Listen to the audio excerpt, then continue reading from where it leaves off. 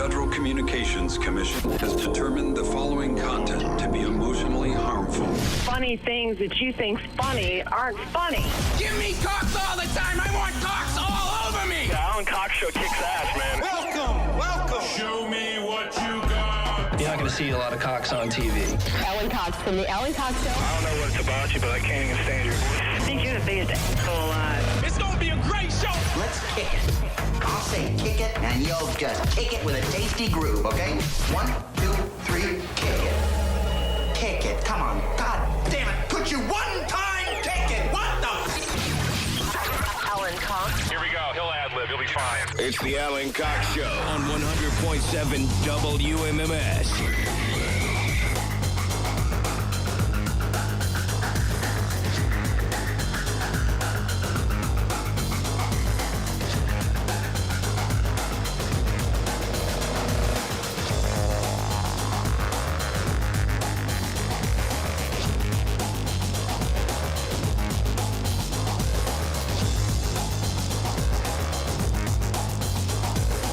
All right.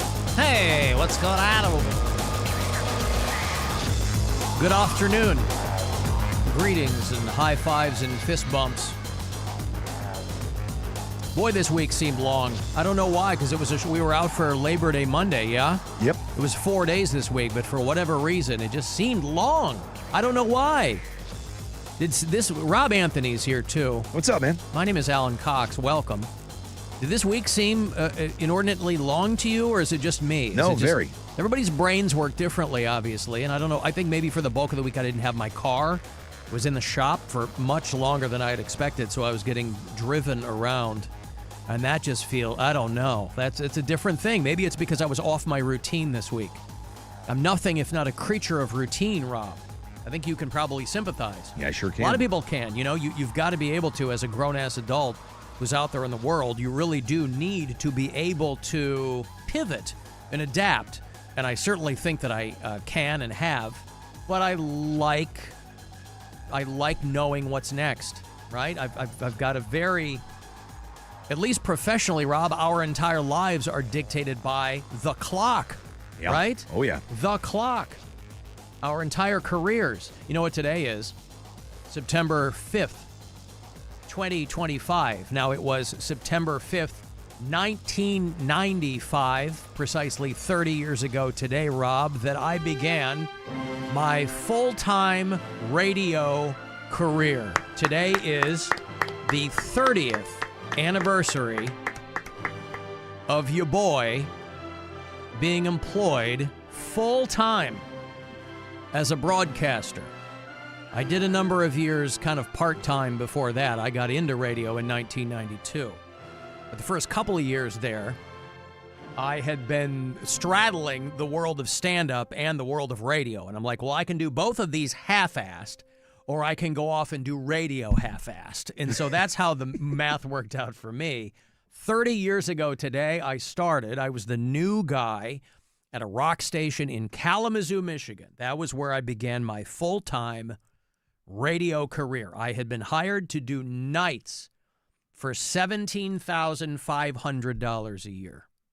That was my starting salary there, to do 8 to midnight. Did you ever do 8 to midnight? Did you ever do nights?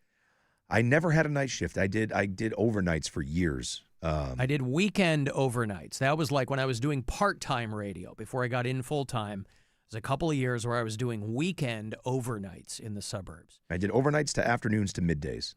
So I never did a night shift. I never did I when I was on in St. Louis, I was doing middays, but I wasn't living in St. Louis, you know. Right. But when I got hired to do nights in Kalamazoo for a radio station that's still there, it's WRKR. It's the classic rock station in the market. And I was brand new, 8 to midnight, and I did that for about 6 months until the afternoon guy went psycho on a girl I was dating, by the way, who would become my wife. He shows up at my apartment to tell her what a jagoff I am. And that was a whole weird thing. And so they ended up letting him go, and they moved me into afternoons. And that is when the whole thing took off, Rob. Who knew 30 years hence that your boy would still be gainfully employed in this godforsaken business? of radio, right? I tell people, they go, how is it? I go, it's the worst business that I never planned to leave of my own accord. Yeah. What could be better? That's the trade-off you make, right? You don't make any money for a long time. Then if you're lucky, you start making some money. But you're not breaking rocks. You know, there's people out there, many of whom listen to this show, who are doing real work. They are, you know, I'll meet people along the way, and I'm always interested in what people do. They know what I do, right? The disadvantage we have when we meet people publicly is that they already know way more about us. Right. And so, you know, I'm interested to find out about them. And so I'll ask them questions. And, you know, I'll be like, they'll go, oh, I'm a special education teacher. I can't even get my head around that. No.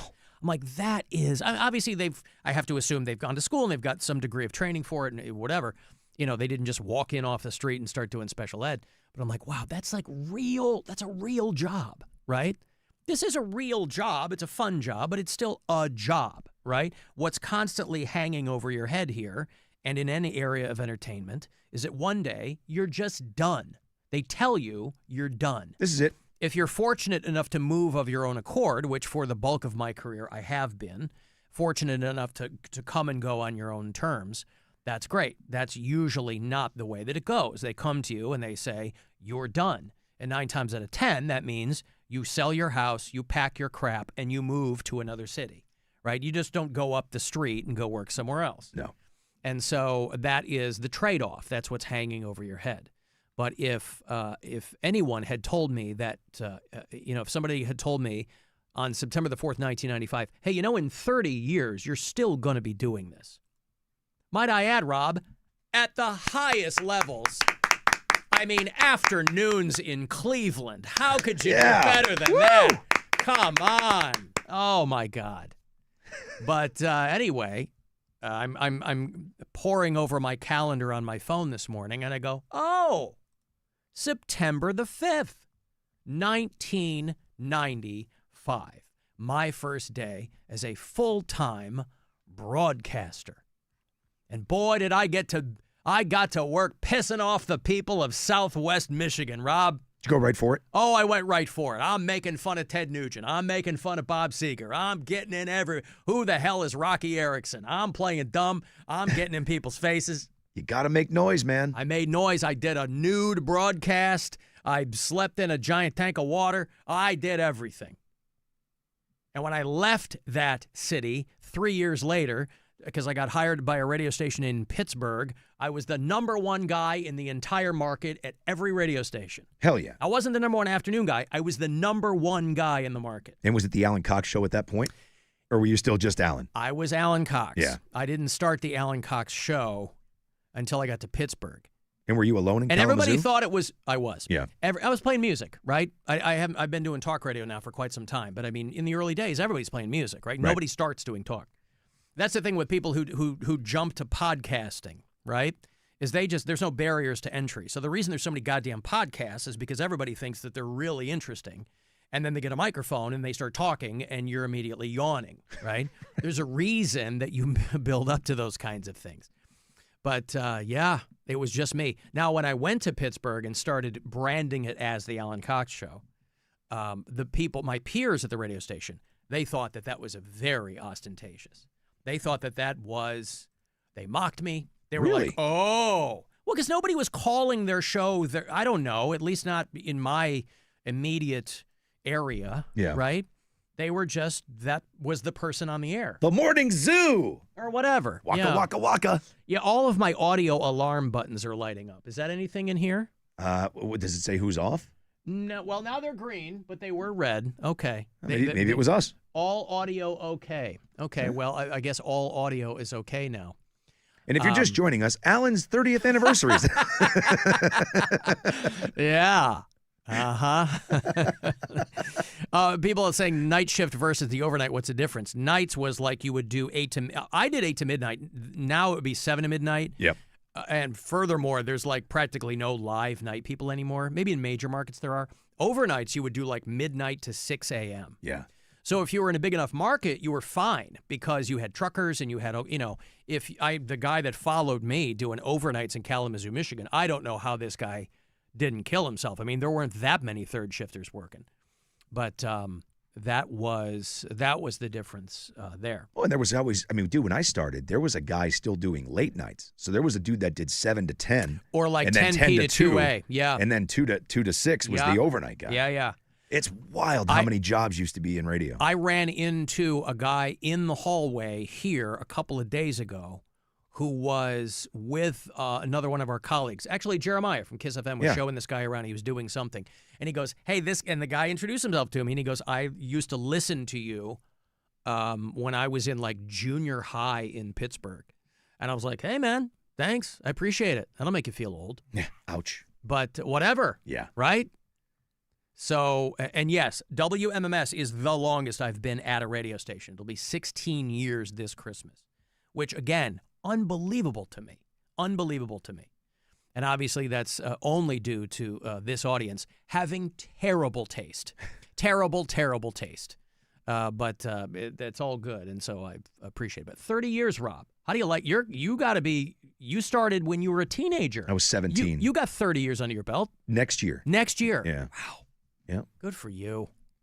And it only feels like 100. Yeah, dude. That's the best part. To your point, how much the industry's changed, right? Like this job that you had, you had to cut your teeth somewhere. You talked about doing weekends, and that's how you got good. And then you got a full-time job. Dude, like, where does that happen now? It doesn't. That's the bad part, right? It doesn't. Like, you're just going to have a bunch of people who think they can do this job, and then they put them in the role, and they can't. Like, listen, I flip around. I'm not talking about anybody in particular. But flip around and listen to what's on the radio in a lot of these places. I never feel better about myself. You know what? When it's time to like go on vacation or something and I'm kind of burned out or whatever, I never feel better about myself than when I travel and listen to radio in other cities. I go, Jesus Christ, this is what's going on. I'm like, I'm doing okay, actually. You just don't belong. I mean, it's people weird. Just don't belong in front of a microphone, man. And that's the problem. Now, if you want to be, you kind of can be because no one's doing anything. I guess so. Oh, you want to do, I don't know, you want to read traffic reports? Yeah. All right, cool. Yes, for those of you coming out of high school thinking of a career in broadcasting, if you aspire to telling everybody where the wrecks are, you are in good golden. shape. Yeah. You are golden, yes. Anywho. Well, congratulations, Congratulations to me, Rob. Who would have thought? Okay, I got to take a break. 3-5, enough patting on the back. It's time to create some quality award-winning entertainment. And here's to the next 30 years. Can you imagine I was doing this bull crap in another 30 years, you know? So there's a wreck, and it's Alan Cox Show. You're going to have to speak up, Alan. I can't hear you over here. I said there's a wreck. Wrecked him?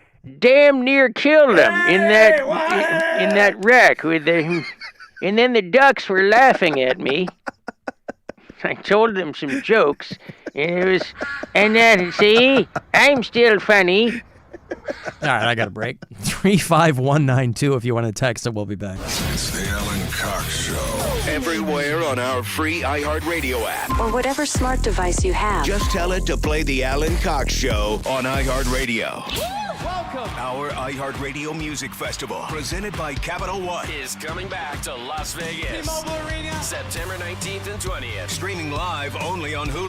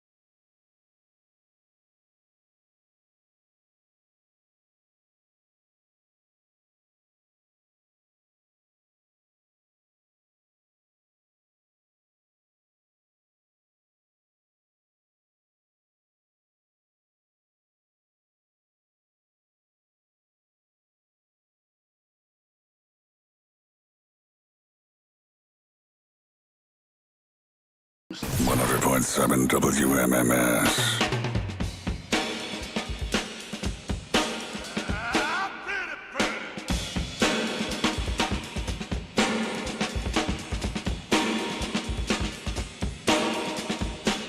You know Pretty Purdy, yeah?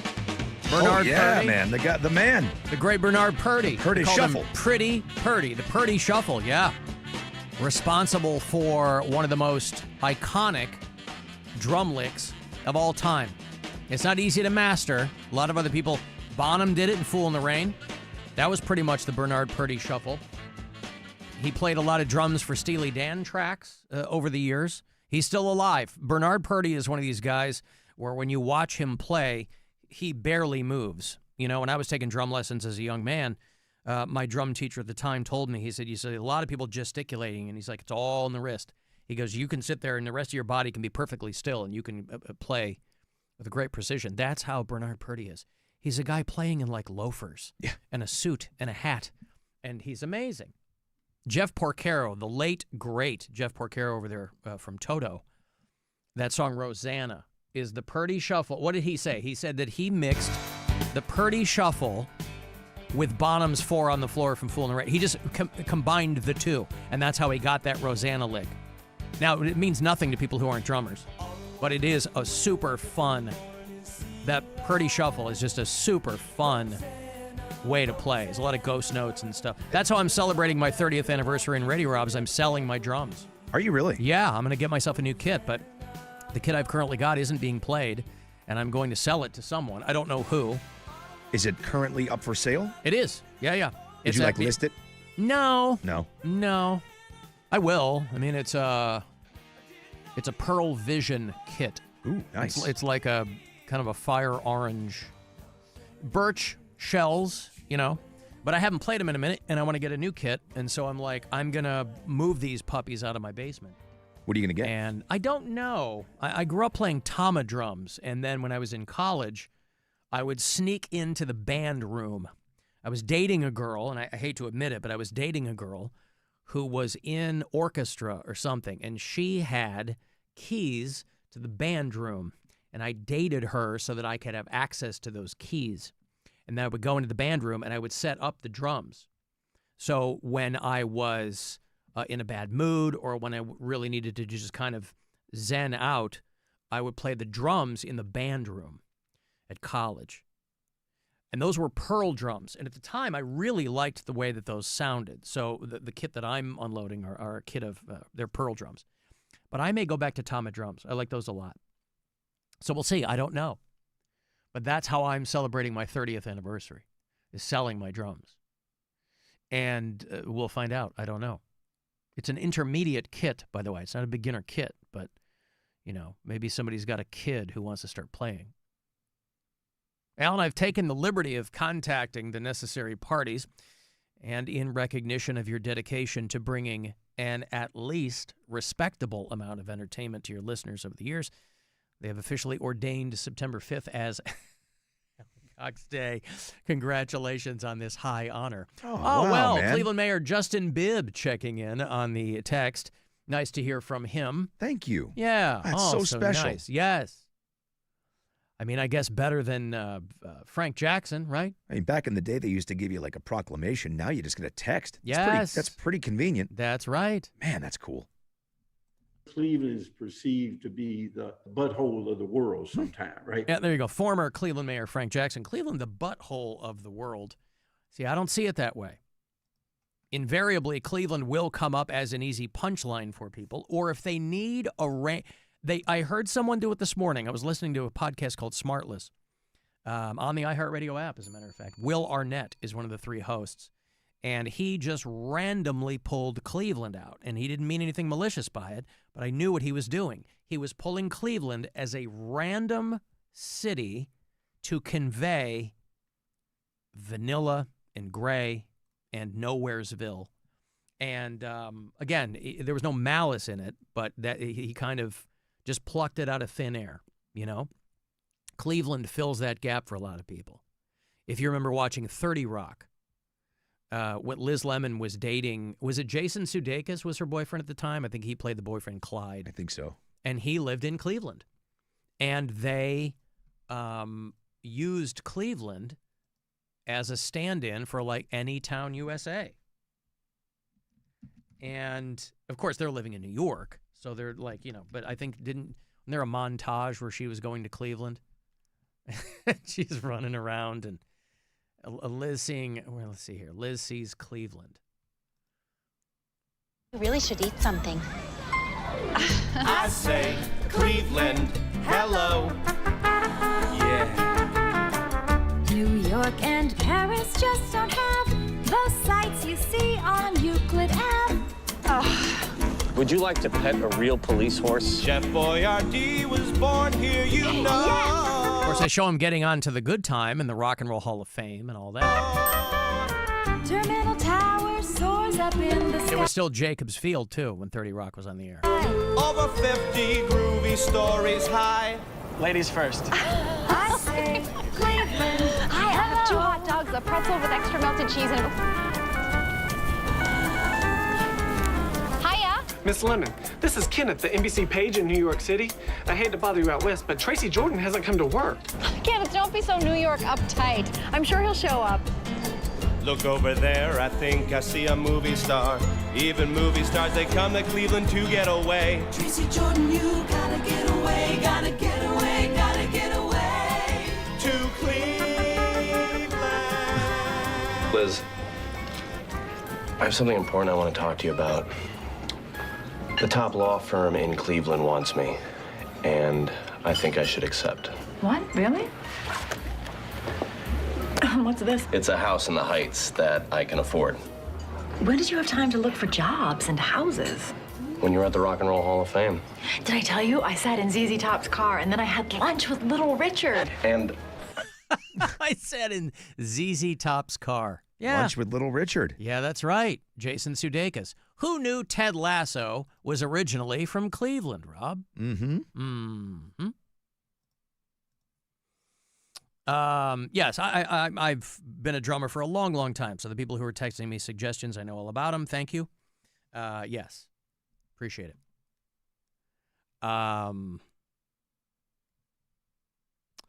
Okay. Here's another thing, Rob, that's rubbing me the wrong way, and it's a mild complaint, but it's something I've noticed. I will occasionally put together dumb little AI songs on the show, right? Because it's super easy to do now.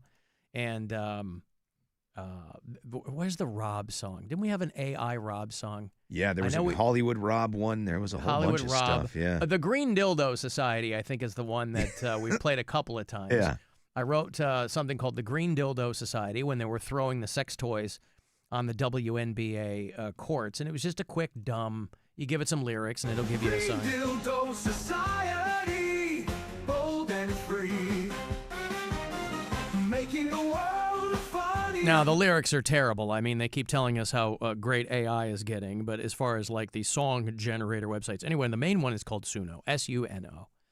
And so that's the one that I go to. And you type in what style of music you want, and I'll write some lyrics or whatever, and then it forms it into what it does it very, very quickly. You can write, a paragraph in there, and it will poop out a song in like 30 seconds. Here's what's pissing me off, is that for whatever reason, this website has started to make you go through CAPTCHA. Oh, God. You know what CAPTCHA is? The two-factor authentication. Two-factor authentication, which, big picture, I'm a huge fan of 2FA.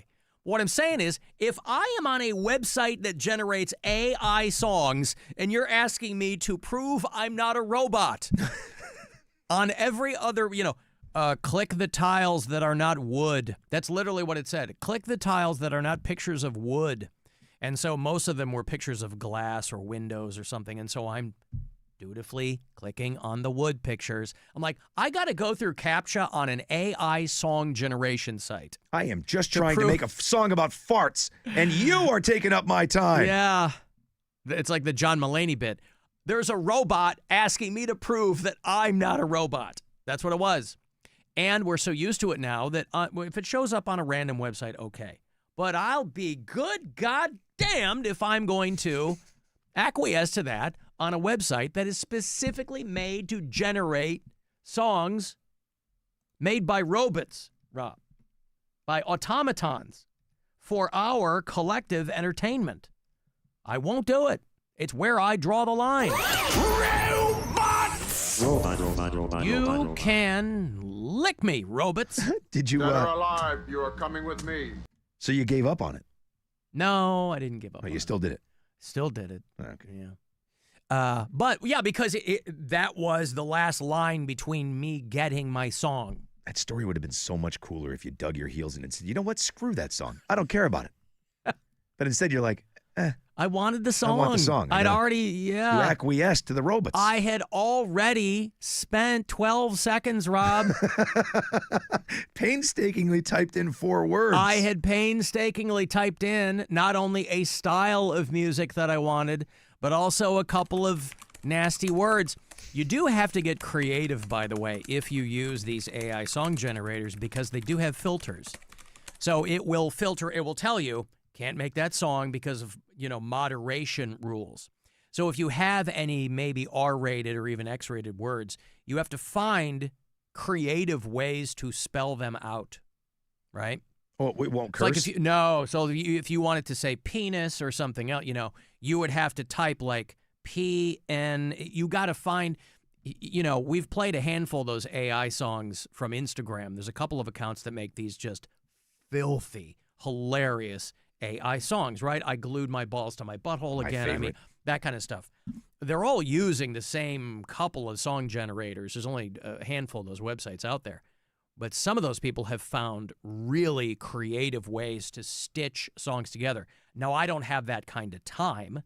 If I'm doing some dumb song in a break based on some dumb crap we just talked about, I need that thing done by the time we come back. But the people who are really, you want to talk about painstaking, the people who are really putting those together, those are hilarious. I mean, the ROI on those X-rated AI songs couldn't be higher. So, yes, I've hung on to, like, she farted so hard she died. That's one. Right? That's a good one. They're made to sound like old-timey songs.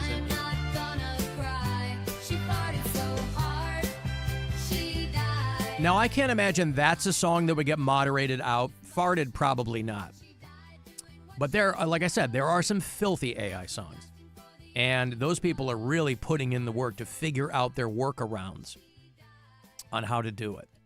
And so Green Dildo Society, I mean, that one worked for us. But I did try to do a Clit Rattler song, and that one didn't work so well. It didn't come out. Would they just not? Roberto Antonio, el Rattler del Clit. Yeah. Would they just not use clit? Right. So sure. You'd have to. There are words you can understand that they wouldn't use, right? Right. Like I was trying to do like a Trump rapes kids song a while back. Wanted nothing to do with that. And so I'm like, well, maybe there's workaround or something like that. So obviously there are some pretty heavy duty words that it will avoid. It's weird that it wouldn't take clit.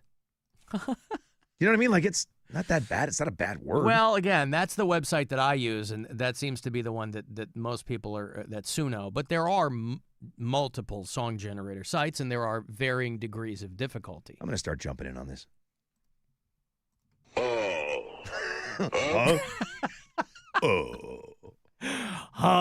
Yeah. So, yeah, I don't know, but it's fun. And thank you. Powerball jackpot jumps to $1.8 billion, Rob. It'll be more, they said, by the time they draw tomorrow. You don't think anybody will win tomorrow?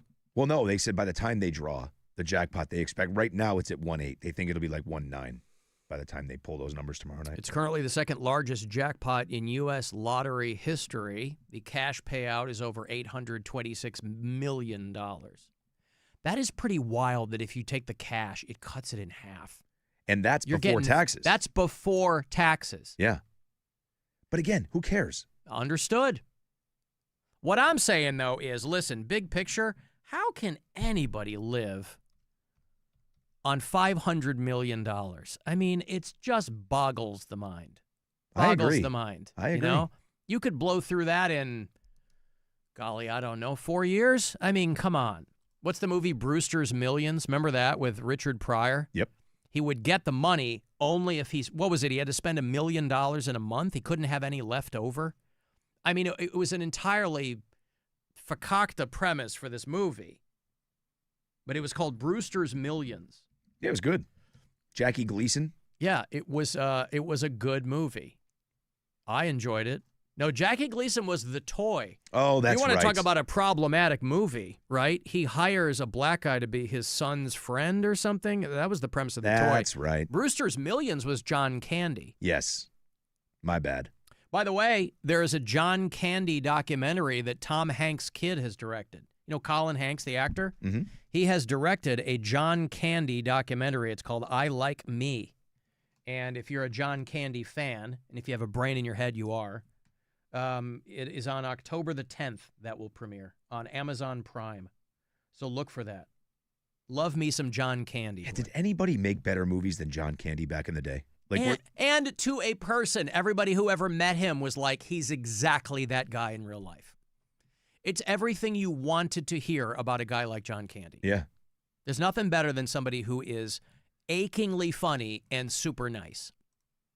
Because you can, as far as I'm concerned, I can forgive people who are funny but dicks.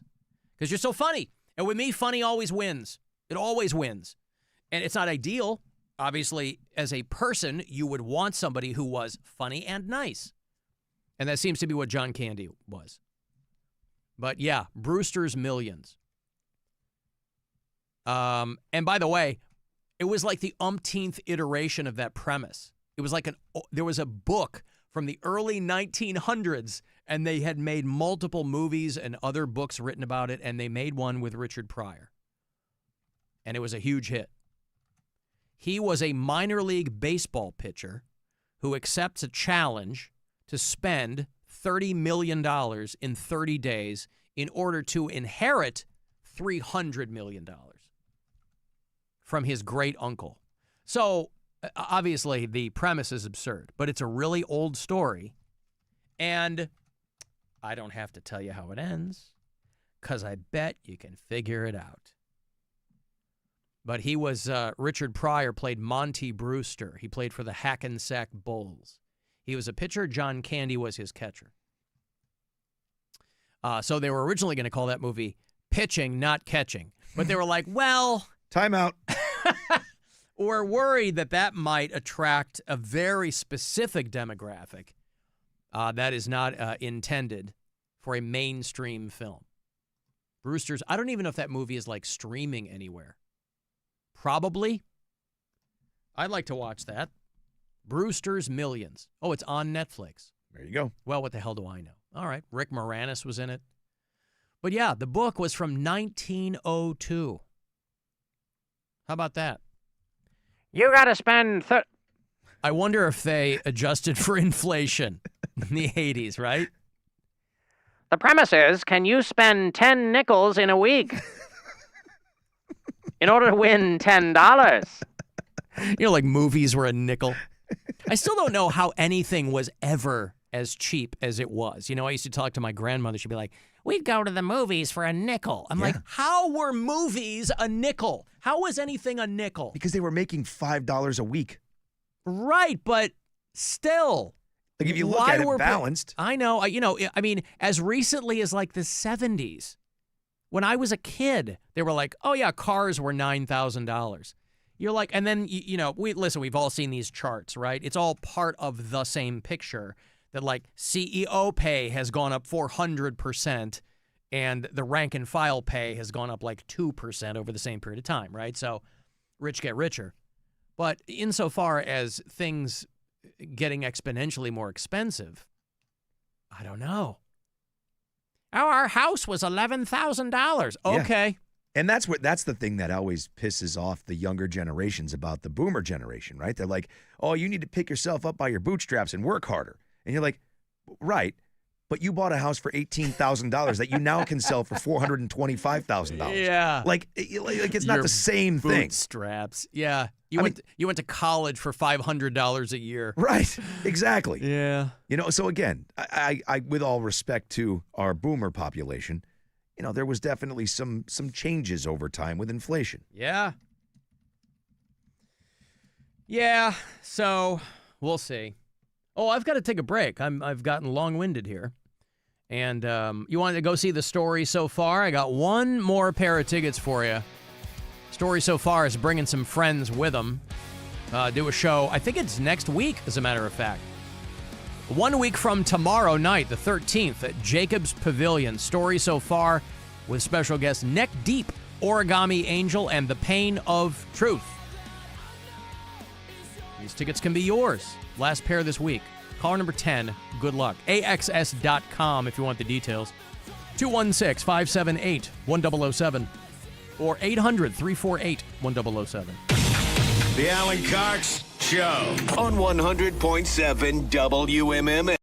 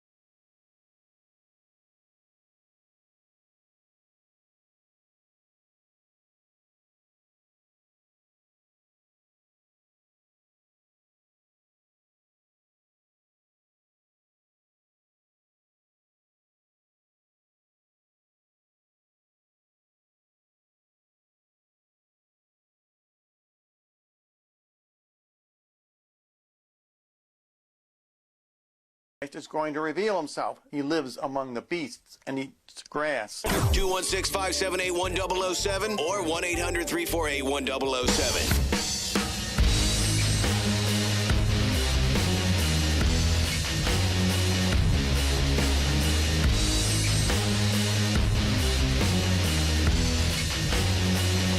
Three 35192. Want to send me a text if you're listening to us on iHeartRadio. Tell me where you do that if you're out of state. Make sure you're on our map. Caitlin is in Prescott, Arizona. She works for she's our gun girl. She works for a gun manufacturer out there or something. Michelle listens in Altoona, Pennsylvania. Ryan is in Portland, Maine. Portland. Bob is in Palm Bay, Florida. That's not where your mom lives, is it? No, she's in Cocoa Beach. Cocoa Beach, right. We've probably got somebody in Cocoa Beach. No. What's your mom's name? Marilyn? Diane. Brendan is in Sparks, Nevada. And we have a bunch of Canadian bureau chiefs. We have Ray in Vancouver. Robin is in Toronto. And, you can... Oh, is this a brand new AI song, Rob? I think so. Okay. Just got it. Hot off the press. Rob walks in like a hurricane blast. Sunglasses on, but they never last. Laughter follows wherever he goes. What's a secret? Well, everyone knows. He's got a swagger. He's got a spark. He's lighting fires out in the dark. Oh, Rob, the clear rattler king, boobs and laughs. Yeah, that's his thing. Yeah. He's a mystery wrapped in a fart cloud. Living it big, living it loud. He's a mystery wrapped in a fart cloud? Is that what it is? Rob the Clit Rattler? That's the trouble, too, is that you can get the words in, but sometimes they don't enunciate to the point where the comedy really hits, you know? Yeah. He cracks a joke, it's a little offbeat, but you can't help laughing, you're out of your seat. Says life's too short for playing it clean. He's the weirdest hero you've ever seen. Oh, Rob, the clear rattler king, boobs and laughs, yeah, that's his thing. He's a mystery wrapped in a fart cloud, living it big, living Mystery it wrapped in a loud. fart cloud. Yeah. The ducks like it. Boobs and laughs, that's my thing. Boobs and laughs are your Uh-huh. thing.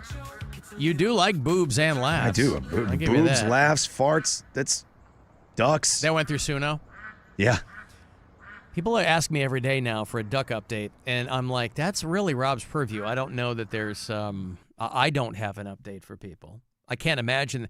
I guess the question that people have as we're painting this picture for them, Rob's neighbor who has ducks that are just constantly making noise. Yeah. This is what he wakes up to. And goes to bed too, and right. eats too.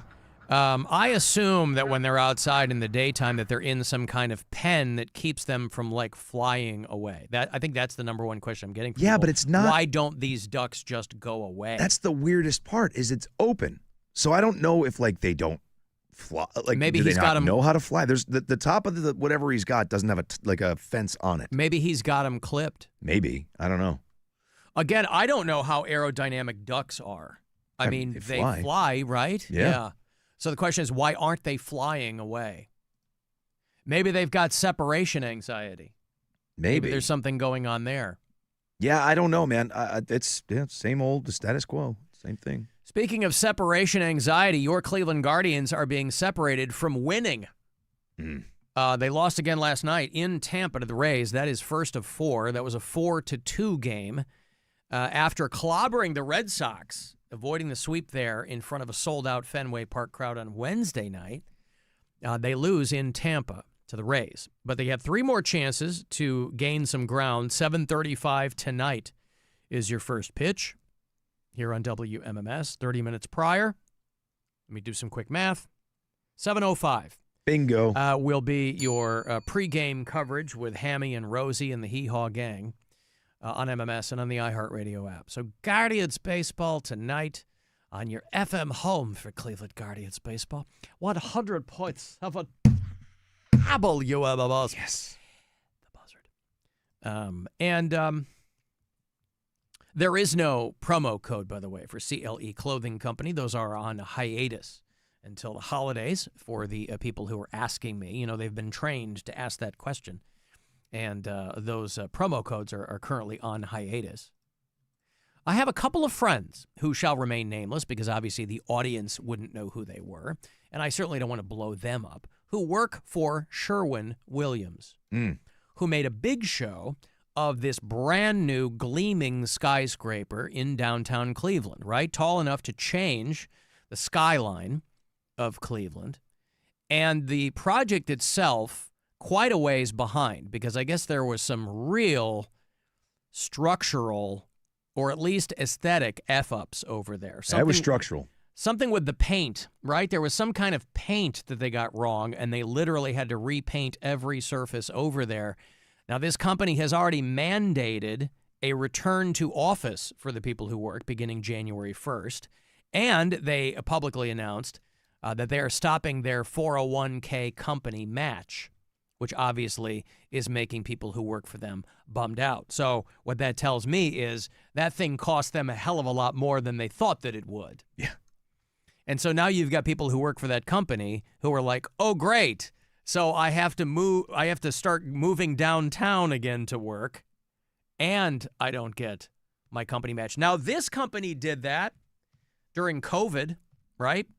A lot of companies do that. A lot of companies did it back in 2008 when the economy was melting down. If you were fortunate enough, I guess, to have a 401k, that company match is free money, theoretically, if you ever get to see it, You do have horror stories of companies who melt down their 401ks when they really get into trouble. But friends of mine who work for Sherwin-Williams were grousing about this. I mean, could you imagine the biggest issue a paint company has is a problem with paint? It's almost like being a radio company or an audio company that has an app that doesn't work. Ladies and gentlemen, we are experiencing technical difficulties. Please stand by.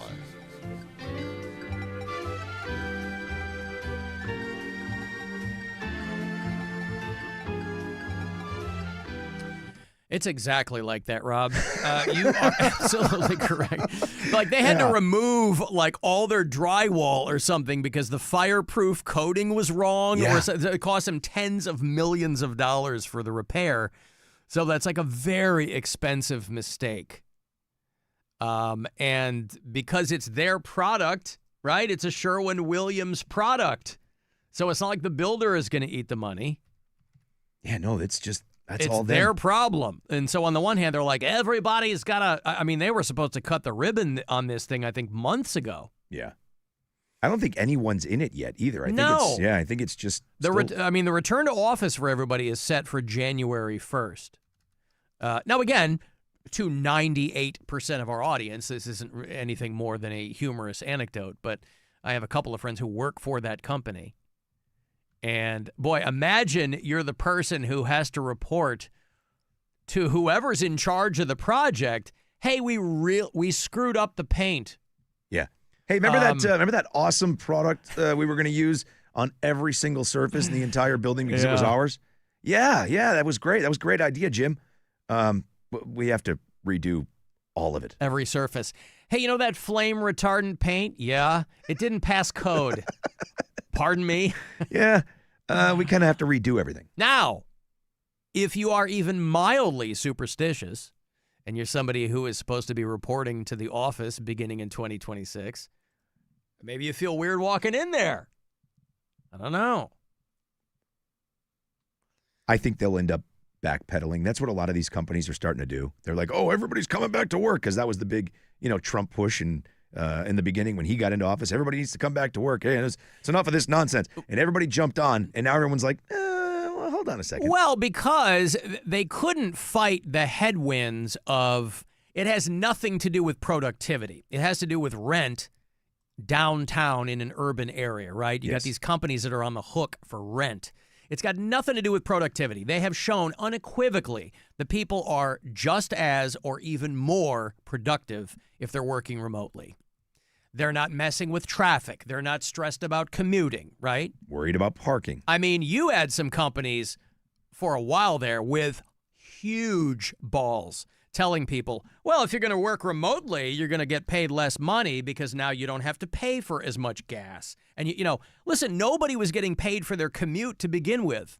Right. You know how like stewardesses, flight attendants don't get paid until the door of the airplane shuts?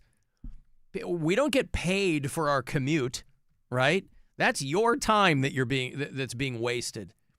But this is also the kind of thing that people are so used to if they work for a big company that it's not even, I'm surprised this is even news to people. So it's not unusual for companies to go, yeah, we're gonna take from you guys because after all, if we're not afloat, you're not afloat. Well, even this company, we just got an email about they're going to reassess every position in the company and figure out if it's remote, if it's in person, or if it's hybrid, and they're going to categorize everything and let everybody know what their responsibilities are. Well, and that's not going to affect us. No, of course not. Yeah, we come in every day. I came in every day during COVID. I was live in the studio every single day during the pandemic. But you know for a fact as well as I do, there's some people that they will say, and I can tell you exactly who that person is. You'll know exactly what I'm talking about. You're coming into work every single day to do this job, and that person's going to say, get bent. And they are going to say, okay, never mind. You're fine. That's going to happen everywhere. Oh, you're thinking of a particular person? Absolutely. I'm thinking of two right off the top of my head that work right here with us. Air Talent. Nope. No. Off air. Yep. You're thinking of people who they say you're going to come in and they're going to say, screw you. Three people right off the top of my head that they're going to say you're either going to be hybrid or you're coming in and they're going to go. Because now the number's going up. You started with one, right? You started with two? Two. I started with two. So as you're thinking of it, you're like, well, I could think of three. And they're basically all in the same department. I think of 10 people who could, yeah. The three people I'm thinking of are all in the same department. Well, again, I saw that email, and once I got the gist of it, I deleted it because I'm like, this doesn't affect me at all. Right. They're not going to recategorize me as remote. No. Right? They want things to go the other way. They want people in the office. They don't want it to go the other way. Until they realize that these places are not built for that many people. Right? As soon as they start saying 10, 15, imagine 15 more people in here every single day. No. You can't do it. No, the whole point, everybody try to take advantage, and you can't blame them. I mean, take advantage of reducing their footprint as far as physical studios went because of the pandemic. Yeah, you can't take a much smaller space and stuff more people into it. And that's what that's what I think they're going to try to do, but it's not going to work. And that's where all of this is going to be looked at. 15, they're going to go, okay, this position is this. And no, it's not. Okay, you're right. It's not that.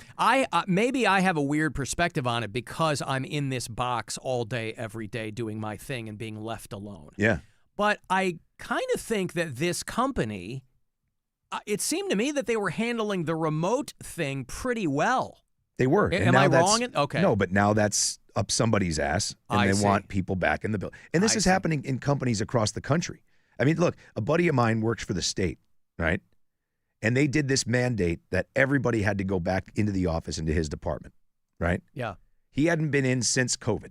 Now, what did they do to bring his group back? Now, again, I get it's the state, so everybody's playing to, what's happening above them and federal government and that sort of stuff too. He goes back to work, and they had to build space for his department inside of it. So they're spending money to bring people back to the office. And guess what he does 99.9% of his time? Works at home. He gets on a goddamn Zoom call. Oh, yeah. From the new office. That they had to spend money to build. Yeah. I'm like, it's just, people step over dollars to pick up dimes always. And it's just the hot button thing. Oh, you got to be in the office. Get screwed. But even if they move you into the office, there's a lot of other people who aren't. They're the ones on the other end of the Zoom call. Right. And then you show up in the office and the other people in the Zoom call are like, oh, you're back in the office? Oh, that's weird. Yeah, thank God I'm in here. My living room. I wouldn't be able to take this call with my faster Wi-Fi at home. Yeah. Yeah. I'm so inoculated from so much of that stuff because I'm in the box here and I'm doing my thing, whatever, that when these things bubble up along the way, I feel like a noob. I'm so flabbergasted when things pop up. I go, really? And they go, yeah, dummy. I go, oh, okay, I don't know. Yeah, but again, you wouldn't. Like, you were the guy that was here each and every single day through the entire time. You've never not been here. Nope. You know what I mean? So you don't get the people's bitching. And then again, that's why I'm even bringing this up with our company, because it affects everybody. Every single company out there, they have some boss somewhere that's like, oh, yeah, the collaborative effort in this waste of wide open space we have out there. I still sit at my desk with my headphones on and don't talk to anybody. I go into one meeting every single week. I roll my eyes the entire time I'm in there because it has nothing to do with me. I talk for 30 seconds, and I go on with my day. So what couldn't I do at home? Yeah. You know what I mean? I'm more creative at home. Sitting there working in my underpants, writing. Yeah. You know, where I feel comfortable. See, I like going to work. I like having a place to go. I like being surrounded by the equipment and my toys and creating things. That's part of like my routine, right? If I were at home, surrounded by stuff at home, that's like, it would feel like home. Yeah. It wouldn't feel like work. I see your point. You know what I mean? Like, just for me, I need to be in the studio at work. See, but with the equipment that the company has provided me in here, in my room. This is my little kingdom, Rob. But see, you're lucky that you have that, right? Like when I come in, regardless of what time I come in, I'm not going to get a studio. So I record all my commercials. I do all that stuff at home.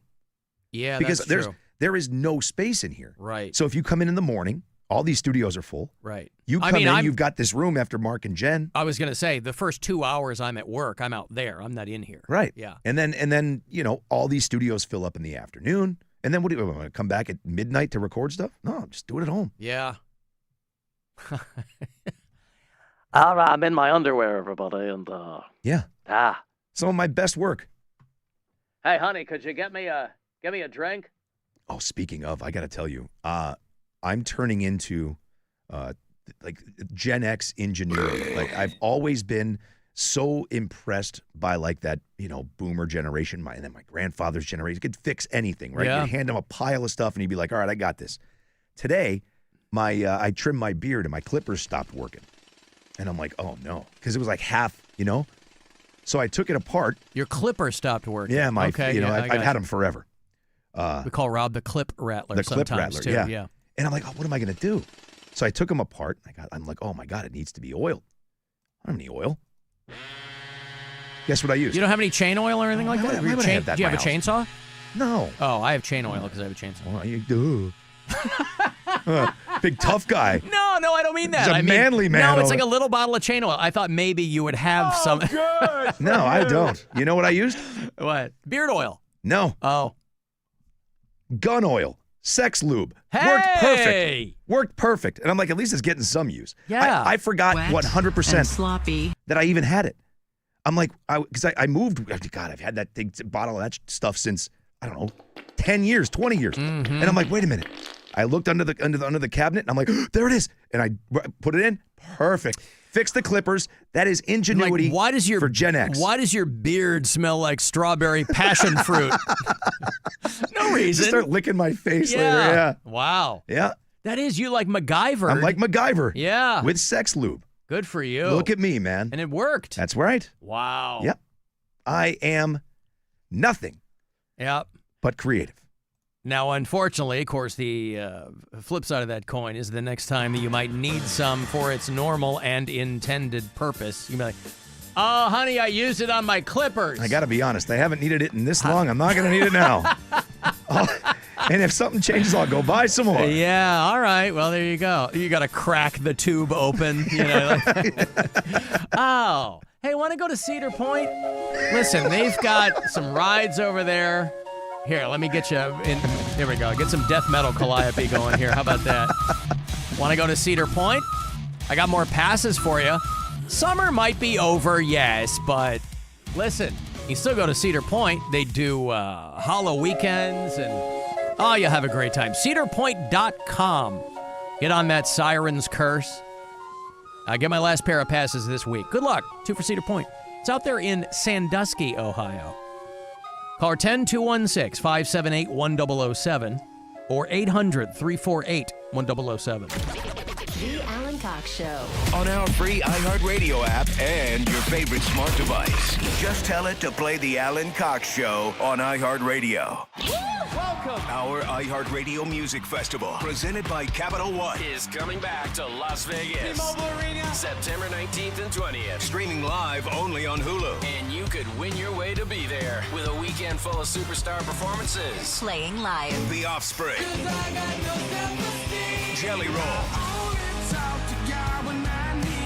Sammy Hagar, Justice, John Fogerty, Diplo, and more. 16 artists, 2 nights, 1 stage. Does iHeart know how to put on a show or what? Tickets are on sale now at AXS.com. And keep listening for the next chance to win your way there. The iHeartRadio Music Festival. I love you. Capital One is the proud presenting partner of iHeartRadio Music Festival, bringing great products, rewards, and services to its customers. What's in your wallet? From the Universal Windows Direct Weather Center, WMMS Weather. Tonight, increasing clouds down to 54. Tomorrow, becoming mostly sunny with a high tomorrow of 69. Scattered rain Sunday with a high of 66.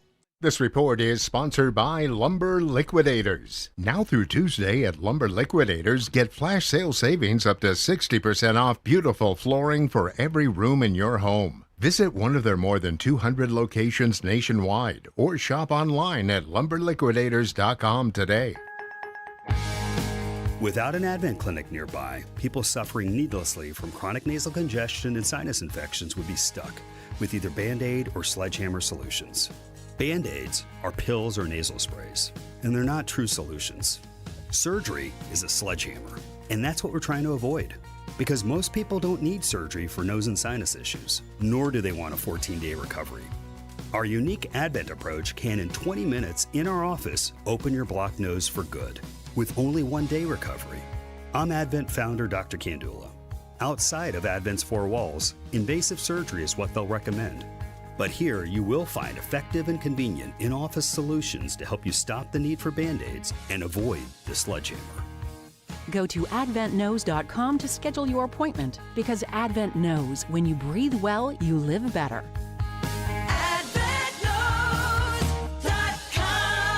Most insurance accepted. This is the sound of creamy, delicious Organic Valley milk. This is the sound of an Organic Valley farm where that milk comes from and where the wildlife is protected. Yeah, drink it in. Learn more at ov.coop. Come on, girl! At Planet Fitness, we're declaring it. This is the year of getting stronger. And you can get started now by saving $28 or more when you join today. We have all the best-in-class equipment you could ever need, and you can work out your way on your time at any convenient location near you. Most open 24 hours. So let's do this. Join Planet Fitness today and save $28 or more. Just $1 down, $15 a month.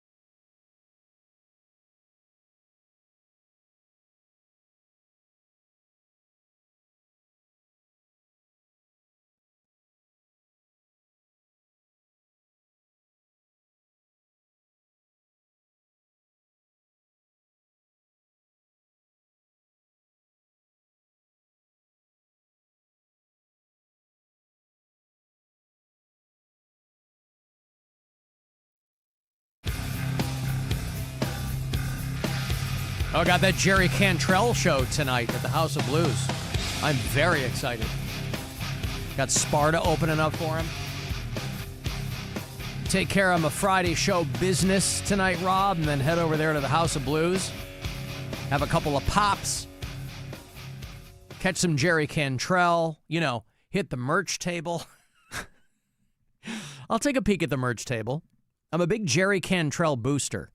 That guy got me through a lot of bad times 30 years ago. Yeah, man. And so I am a Jerry Cantrell booster of the highest order.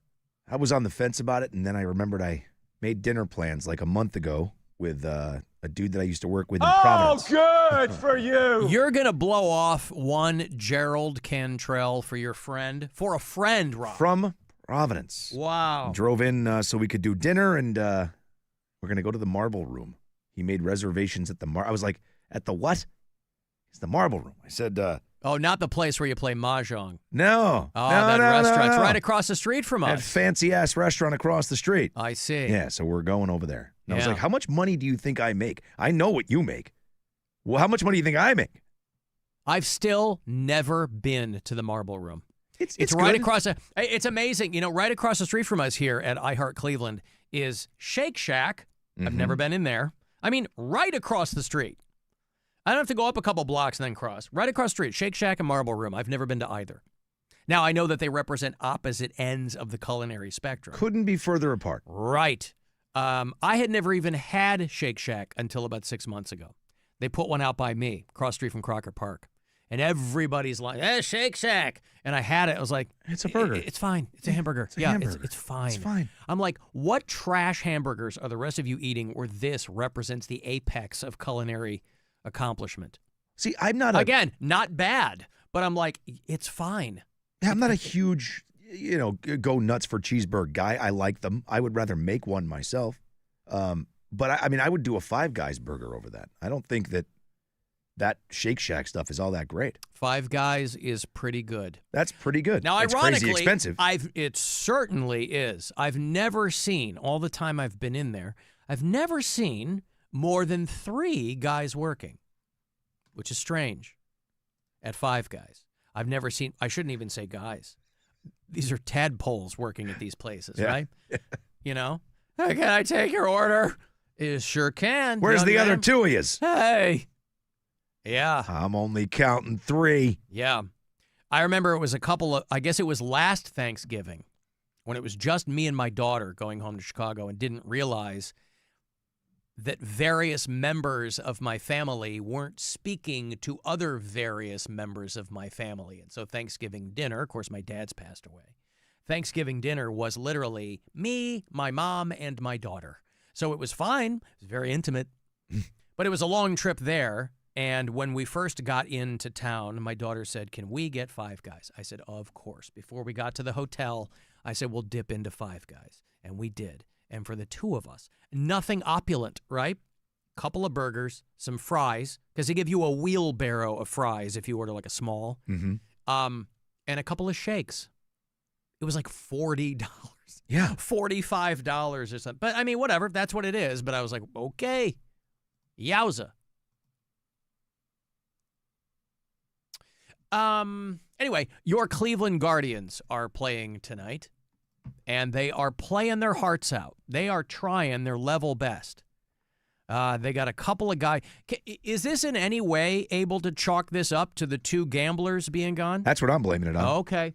I mean, yeah, man, I destroyed morale on that team.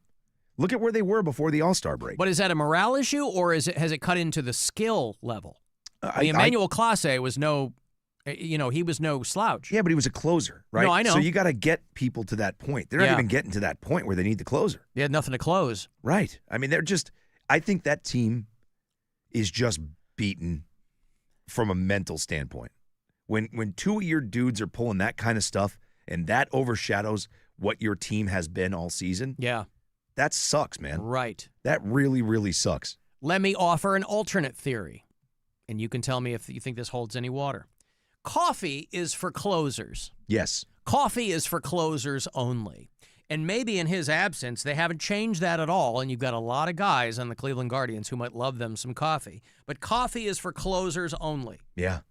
And so you walk in and you see one of your other guys, and he goes, "Put that coffee down." That's not going to help morale either. No, not at all. Imagine Stephen Kwan getting yelled at for trying to grab a cup of Joe. Yeah. A always, B, B, C closing. Always be cobbling. At the SNL? Yeah. Alec Baldwin. Always be cobbling. I mean, that's probably one of his greatest scenes, if not his greatest of all time. Glenn Ross. So, and the movie's not great. I love that movie. Do you really? I do. I'm so upset. You know, they did a stage production of it this past spring, and I was going to move heaven and earth to get tickets. Everybody was in it. It was Bill Burr and Bob Odenkirk, and it was, you know, this. I think Kieran Culkin was in it. He was playing the Ricky Roma part that Pacino played, and it's obviously Glenn Ross has been staged a number of times with a number of casts, but it hadn't been staged as a live production in a while. It's a David Mamet play that they famously turned into a movie and blah, blah, blah.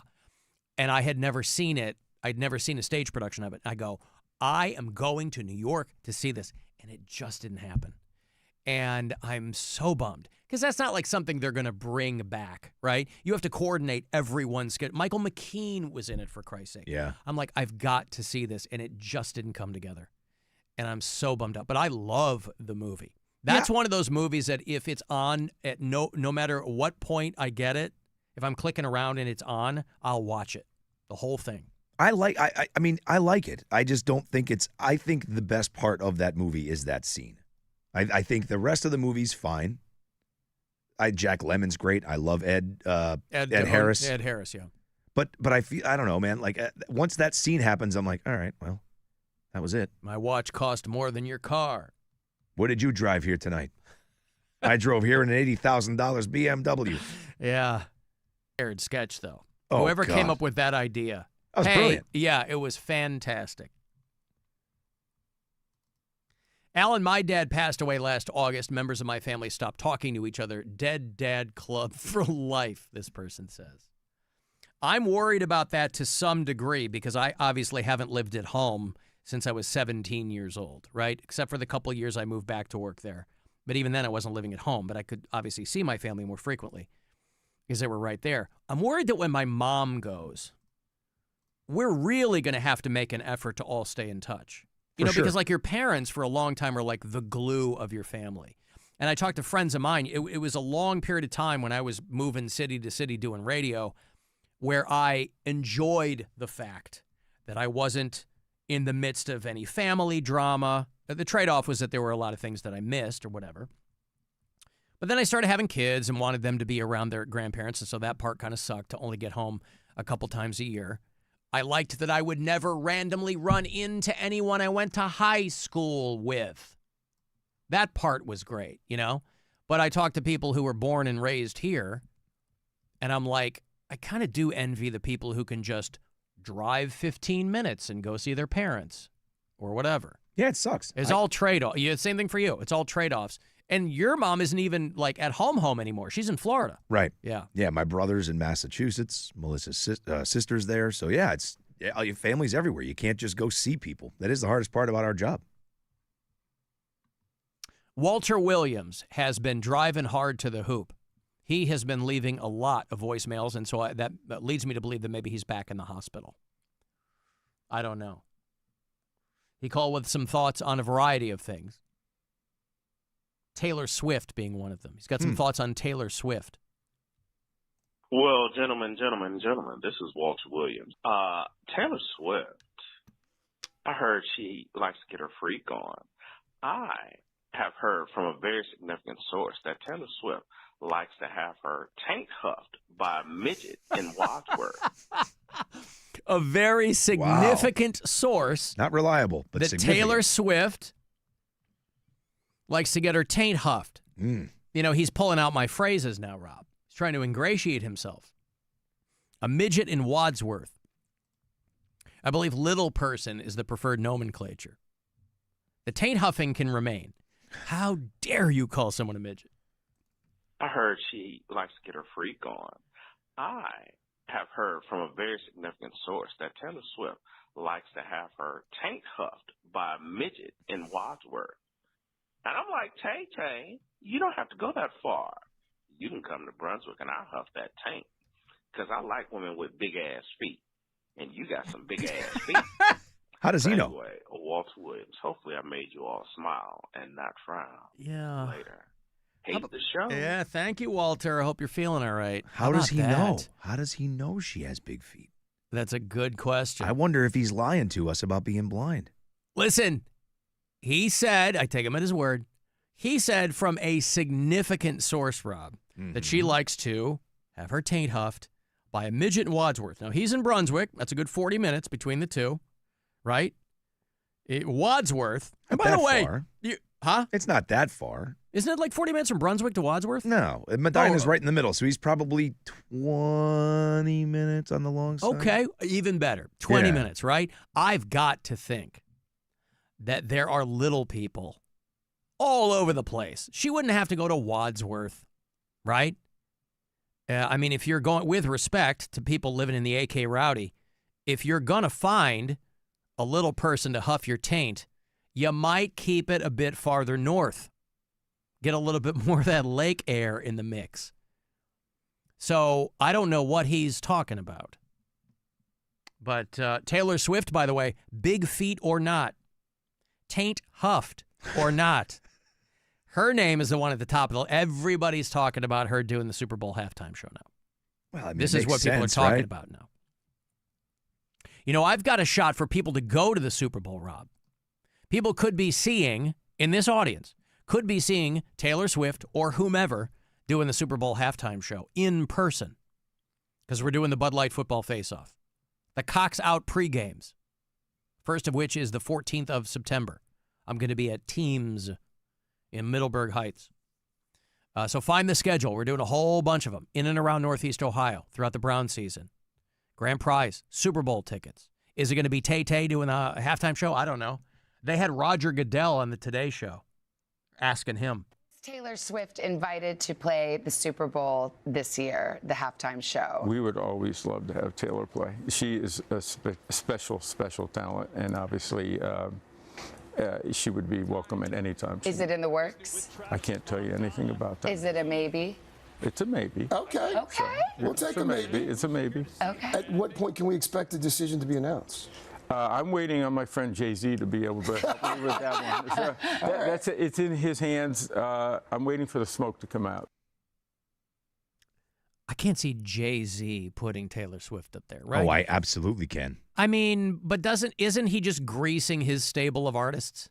Yeah, but I know she's massive. I get it. I mean, it's a slam dunk if you do. they'll put Kendrick out there with her. They had a song together. They'll do Bad Blood together. Like that. He'll put, yeah, absolutely. I can see it. Okay. Because you know what Jay-Z likes more than his stable of people? Money. Yeah.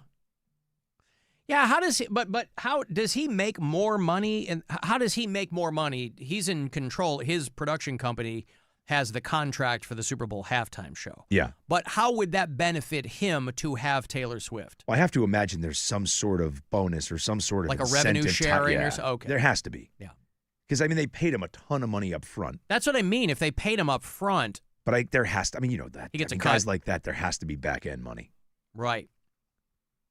I'll tell you what, that Roger Goodell, I know a lot of people don't like him. You know who his wife is? They've been married for 30 years. This woman, Jane Skinner, who I think is really cute still. She was one of the first people I remember on Fox News. She came up through the ranks of like local television, right? She was a reporter in like Minnesota and St. Louis and Milwaukee. Oh, yeah. You did the kind of Jane Skinner in the 90s was on Fox News. She's from Chicago. Went to Fox News and then did a good job. This was before it was like, you know, MAGA brain rot central. Went to my alma mater, but she married Roger Goodell a long time ago, and I think at that point she's like, okay, I don't need to be on TV. I'll just raise these kids. I think Jane Skinner's foxy. Yeah, I have not thought of her in years. Right? Every time I see Roger Goodell, I go, married to Jane Skinner. I mean, she's from, like, her pedigree. Her dad was, like, in the Bush administration. And, you know, so, like, all these blue bloods who interact, no wonder she met Roger Goodell. Yeah, people are just traveling in the same circles. But they've been married a long time. Still looks good. Almost 60. Jane Skinner. Yummy. Alan, Taylor Swift is 6 feet tall. She more than likely has big feet. I'm a woman. I'm 5'11", and I have size 11 feet. Jesus. I mean, I'm not 6 feet. I'm just shy of 6 feet. And of course, I probably have small feet for a man too, Rob. I mean, I do have gorgeous feet for a man, but What size are you? I'm about a size 9. I don't have big feet for a guy.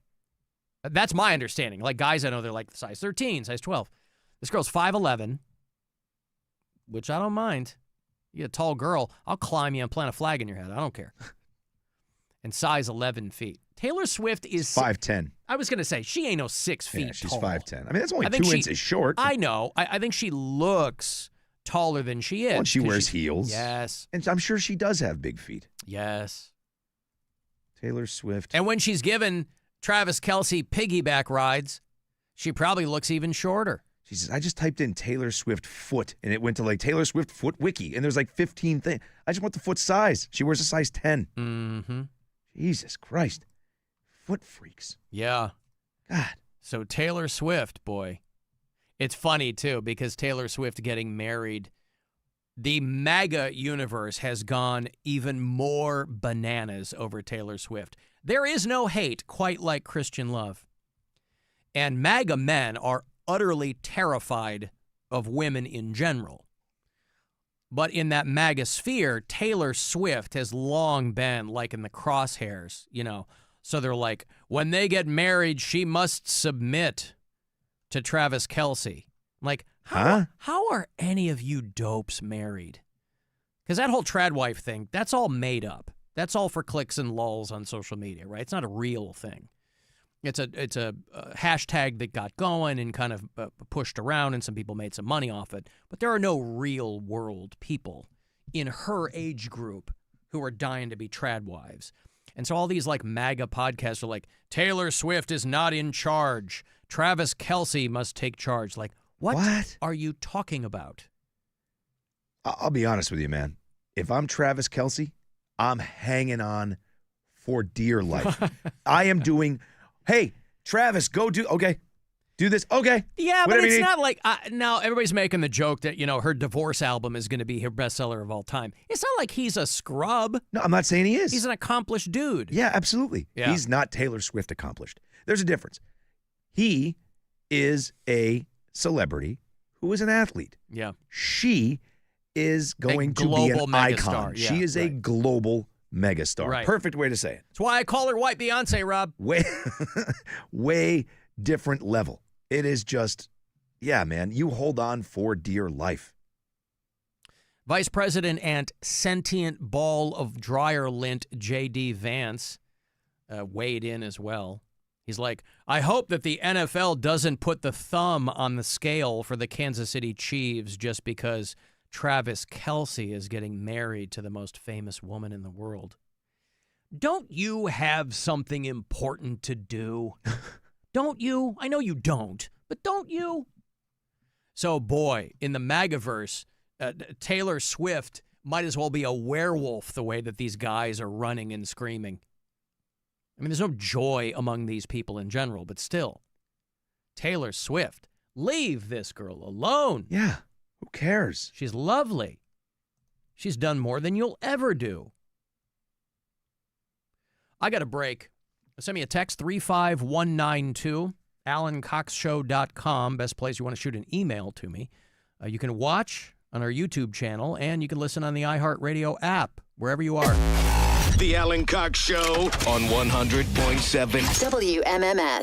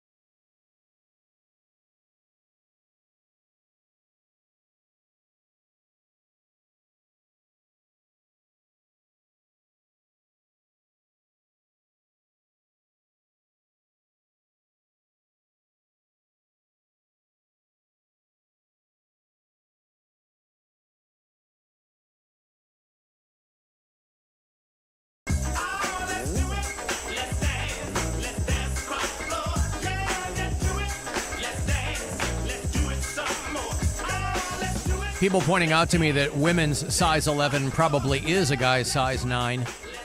I don't know my conversion rates, but Alan, everybody hates Taylor Swift. It's not a MAGA thing. Oh, please. Why? Yeah, there are plenty of people who aren't MAGA who don't like Taylor Swift, but they're not telling her she needs to submit to her husband like it's the 6th century. Give me a break. But again, these mouth breathers on the right who are like, she needs to submit to her husband. Why do people hate her? I don't like. Why does anyone care? She's just she's a pop star. You're jealous. She's a celebrity. She's everywhere. I Jealous. get it. But did you also hate Madonna? Did you hate Michael Jackson? Well, there was more drama to grab on with those people. There's really nothing to hook into. People like drama, even if they say they don't. In pop culture circles, that's why we were talking about that when they first announced their engagement. People just didn't care because they're like, here are two people that are not like, they don't have a bunch of drama around them. People love to poke and needle and prod and whatever. It's at Schadenfreude, right? People love to feel better than somebody else or whatever. And Taylor Swift, by most accounts, extraordinarily, historically extraordinarily talented and successful, and seems nice. And as much as people say that they want that in celebrities, there's a lot of evidence to the contrary, man. People love, it's why those housewife shows are so popular. They want people fighting and fussing and whatever. And so you got two people who, for the most part, seem like nice people, and everybody goes, nah. So it's like, okay. Yeah, I don't get it, man. I don't either. I don't listen to her music, but I fully understand why people do. It's not made for me. But I just don't care that much about someone I don't know. Like, who cares? Like, why? Why do you hate someone you don't know? It's nothing to do with you. It's a weird phenomenon. I don't know. Bless you. Excuse me. Jesus. Perdon. Perdoneme. Excuse. Excuse. Mi dispiace. Excuse. Perdoneme. Uh-huh. Oh. Huh? Ah, boy. Huh? Yeah, huh? Well, yeah, listen, I think Taylor Swift is, and I had an opportunity to see her about a year or so ago, and I politely declined because there was a part of me that was like, well, maybe I'll take in this spectacle. It just wasn't, I couldn't be happier for her. She seems really nice. Just doesn't scratch me where I itch. But is everyone going to start hating Taint McRae because she's selling out arenas? Well, she's not anywhere near Taylor Swift. No, I know level. that. But I mean, if she becomes they're all pretenders to the throne. The next one, who knows? I don't know which one's going to be the next one, but someone will be. Will everyone turn on them and hate her? I don't know. I guess it's we'll so find weird, out. Man. I guess we'll find out. Ethan in Rochester checking in. A text here 35192. Alan, when huffing a taint, the last thing you want to ingest is anything resembling lake air. Listen, all I'm saying is I'm in it for the ambiance, right? Yeah. If there's farts that sound like a foghorn off in the distance, that's just fine with me. Well, that's okay. I'm in it for the long haul. I'm in it for the ambiance. I was talking to my friend Kara, who lives back home in Chicago. She's butch, and she's bi, and she's married to a guy. And she is loving life out there on the lake and huffing some taints. And that's okay. There's nothing wrong with that. The weekend's coming up. Yeah. Not the singer. The days of the week, Rob. Okay. Guardians play tonight. I want to remind you of this because they need all of your love and support. Do they ever? They got a big one over on the Red Sox to close out that series in Boston at Fenway Park, but then they go to Tampa and they start losing again. 4-2 was the final last night. And the Rays play somewhere called SPF Stadium or Sunset Park, or where do the Rays play? It's probably like Sun-Kissed Park. Mm. The Tampa Bay Rays play, I don't know. I know we've talked about this before. Tropicana Field. I told you. It's going to be named after oranges or something. Or Steinbrenner Field? The names keep changing. Steinbrenner. They just changed the name to Steinbrenner Field. George Steinbrenner Field. Does he own the Rays? No. George Steinbrenner Field. There must be some ridiculous connection. I don't know what Spring it is. training home of the Yankees. Well, there you go. Home of the Tampa Tarpons. Boy, I want to read that as tampons. The Tampa Tarpons. You know, we hear from our boy Corey in Tarpon Springs. He is in the process of moving back to Ohio. He's no longer going to be Corey in Tarpon Springs. He's going to be Corey in Ohio, I assume. You know how you and I are Rob and Alan in Ohio? Mm-hmm. He won't be Corey in Tarpon Springs anymore. So I'll have to remove him from the bureau chief list. And what a dark day that is when somebody is removed. You know, it's a classic good news, bad news story. You might be coming back home to be around family and friends and loved ones and bonhomie. But you have to be taken off the map. And there are no exceptions, Rob. When people leave, when people die, I have no honorary bureau chiefs. I have no memorial bureau chiefs. And so when someone moves or is no longer where they are or said they are, there is no room for chicanery or shenanigans. Molly is in Falls Church, Virginia. If she ever decides to move, guess what? You're off the list. You played yourself, playa. Tropicana Field is closed for repairs. Oh, right. That's that right, one the with storm. Yeah, the roof got torn off. Yep, okay. That's what it is. So they're playing where the Yankees, the spring training thing. And, yeah, all Gotcha. right. That Okay. makes sense. Right. I didn't think he had any connection to Tampa Bay. Other than Derek Jeter, who's part of that organization.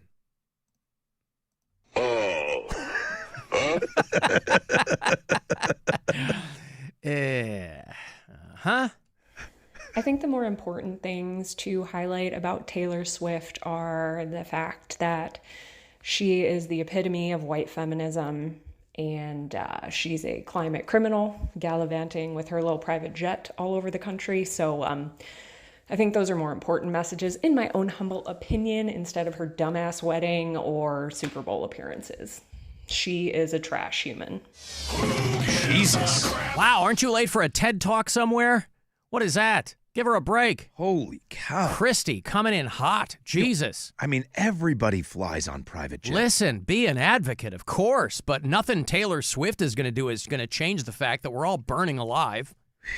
That's a day late and a dollar short, baby. Enjoy your life. Even I said it yesterday, right? They don't come much more liberal than me. I said it yesterday. If I won that Powerball, what's the first thing I'm going to buy, Rob? Private jet. A jet. That's right. Let's go out in style. We're all going to die very soon. We're all burning alive. Let's have fun. Ain't nothing we're going to do from here on out. We're past the tipping point. You can scream and yell all you want. Trust me, I've tried.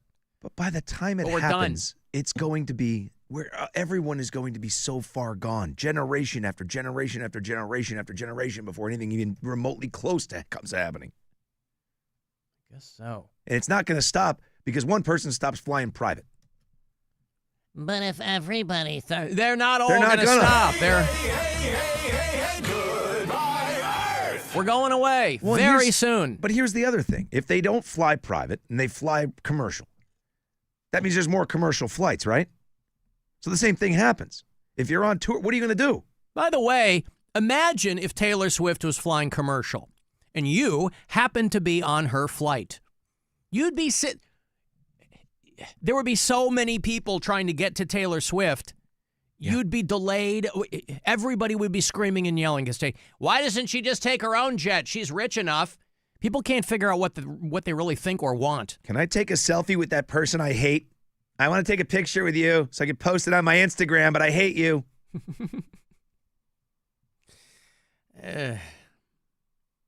Yeah, Christy comes in hot. Yeah, Woo. hot. God Hi, Alan, damn. Christy again. I also love that you are talking about how commuting is a giant waste of people's time, because it is. That was something that I really didn't think about or consider as a young professional when I entered the workforce almost 20 years ago at this point. So, yeah, it is. It's a giant waste of time that your employers don't compensate you for. It's just more exploitation under capitalism, and it's hot garbage. Bye, love you. Yeah, love you too. Listen, I'm,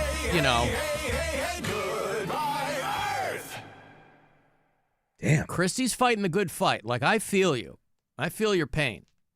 But it's time to have some fun, right? I mean, let's put the lotion in the basket, for Christ's sake. As a guy who loves to rant and bitch about things, I kind of got to respect her game. No, absolutely. I mean, she's got game. Absolutely. She knows when she speaks. But let's do some goddamn shots. How about that, all right? Yeah. I'll be doing it at the Jerry Cantrell show tonight. I'll be paying $87 for one at the Marble Room. Yeah. Yeah, it's funny. Every time we talk about the emails or whatever, I'll get messages and people, they're like, your company, they fired Mary and Bill and now they're talking about. I'm like, one has nothing to do with the other. I guarantee you. One has nothing to do with the other. The corporate axe in corporate broadcasting swings far and swings wide. And the last couple of people who are standing, me and Rob, one's got nothing to do with the other. Mary was already leaving the show, by the way. Not to take a walk down memory lane here, and Bill Squire back on the show in a couple of weeks. Yeah. He's going to be back on the 16th. And crushing it. Recording his new hour on the 19th. Yeah, they're fine. And he's here Sunday, right? They don't need me. Yeah, he's doing Sunday at Hilarities. And I hit him up. I go, hey, do you want to pimp the Hilarities show? And he goes, I'd rather pimp the hour I'm recording. I said, great. So he's going to come in on the 16th. Alan, I just don't like that Taylor Swift is jammed up my ass everywhere I look. But how is that? Like, I know she's prolific, and I know you are exposed to her a lot, but it's not changing my life. If I see a Taylor Swift story, I don't click on it.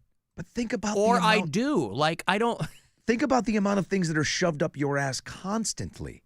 She just happens to be one of those things. How many things in your life can you not get away from? I think people feel more comfortable paying attention to someone who looks like they're struggling or they're still on their climb or whatever. I think people look at Taylor Swift and they go, she's young, she's pretty, she's talented, she's a billionaire. And then that sets them off, or I don't know. But I don't pay attention to anything I don't want to pay attention to. Yeah, I don't get it, man. I just don't get it. Again, I'm not a huge Taylor Swift fan, but I don't care enough about her to bitch. Who cares? She's just another person. Yeah, ain't nobody going to tell me how to live. No. Austin, who is from Parma, is on the road looking at property for his job. He's out in Monroeville, Pennsylvania. Out by the Monroeville Mall. Where George Romero shot Dawn of the Dead, I believe. Monroeville, Pennsylvania.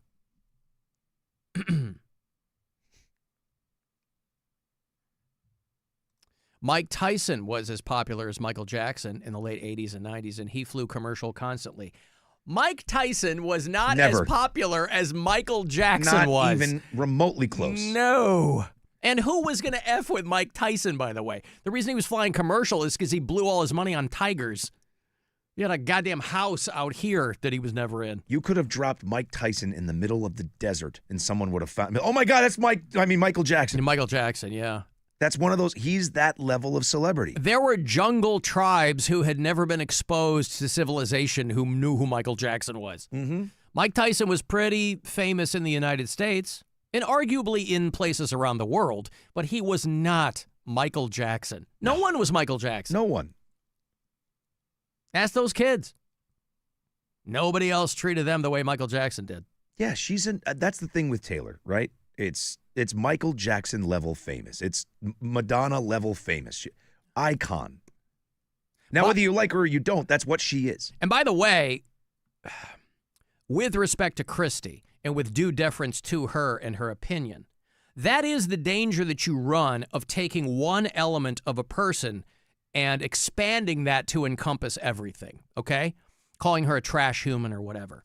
Here's one person who flies a private jet, but by all accounts, she seems to be a very nice person who's philanthropic, who is, at the very least, someone who is attempting to maybe balance out what I'm sure she knows is problematic. But if you're somebody who's traveling that much, you're not going to fly commercial. You're going to leave yourself No, of course not. At the mercy of the airline industry? And do you know Hell the no. security that she has with her? I'm The things that she has to do just to survive? Yeah. I mean, listen, man, I lived in Rhode Island for a very long time. I know the stuff that Taylor Swift did when she was there. She would go to Hasbro Children's Hospital, completely unannounced, would not tell anybody she was there. She would walk in with one bodyguard. She would bring her guitar, and she would walk room to room and sing to the kids and then leave. There was never a news crew. There was never nobody in the press knew about it. You'd find out about it later when some mom posted online of her sitting there singing to a kid with cancer. Yeah. That's again, when you mention philanthropy, there's two reasons people do it, right? You do it because you feel good, and you do it because it helps someone. That's what she was doing it for. She wasn't doing it for the publicity. That's the definition of a person when they do those things. She wasn't looking for credit. Now, again, I don't know anything about her outside of it, but I still don't understand how anybody cares what she's doing on a regular day-to-day basis. I'll tell you what she's doing on a day-to-day basis. Travis Kelce. Yeah! All right, man. Yeah! Living in everyone's head rent-free. That's what she's doing. Jesus Christ. Yeah, I guess so. Well, now it might make you feel better to know that there is a rumor, and who doesn't love rumor, a rumor going around that one Robert Seeger Esquire might be part of the Super Bowl halftime show. I would love that. I think I would too. I think that's some pie in the sky stuff. I think that's probably some boomer Facebook stuff going around it. But, hey, let's get Bob Seger out of retirement to do the Super Bowl halftime show. 80-year-old Bob Seger comes around. Yeah. Last time I saw him, all the people on the side of the stage were his grown grandchildren watching him perform. I think that would be amazing to watch your grandfather be a rock star. Imagine that. All those old guys, they got grandkids. And, Rob, Mick Jagger's so old, his grandkids are older than he is.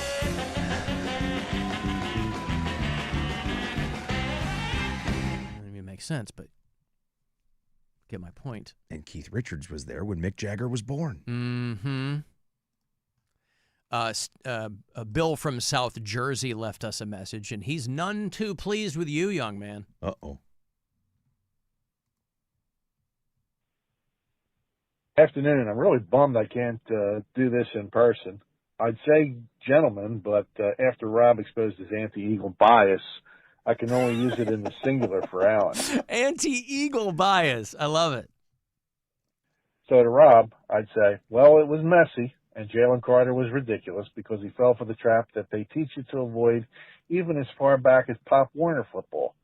But the Eagles did beat the Cowgirls, and so I want to treat this like I would have half a century ago when I was in elementary school.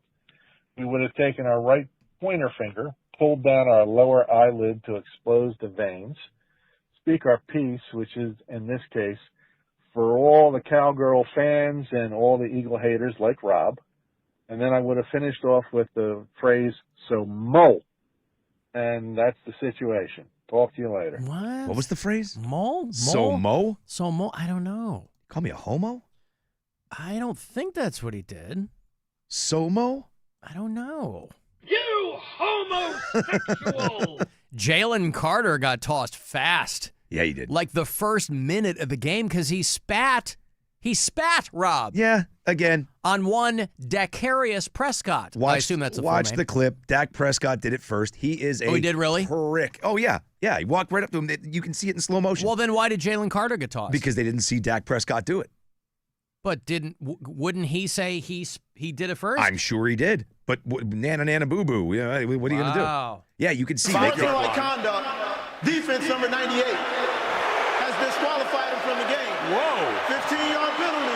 Whoa. Automatic. First down. So Jalen Carter, the focus and the star for the Eagles on the front line, out for the game before a snap.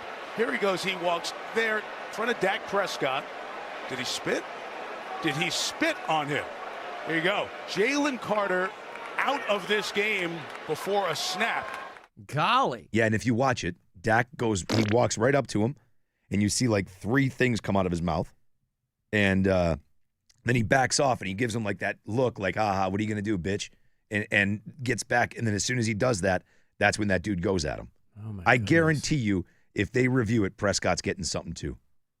The guy's such a douchebag. Oh, God, I hate both of those teams so much. Wow. Well, Bill in South Jersey, he does not care for your anti-Eagle bias. And you know what? He's right. His team won. Congratulations, Bill. Yeah. I'm happy for you. I still don't like him. Go Birds! I would have to root for the Eagles over the Cowboys, though. I mean, I'll give him that. I dislike the Cowboys that much. I like how he calls them the Cowgirls. He's sticking it to him, Rob. Yeah, Sticking it!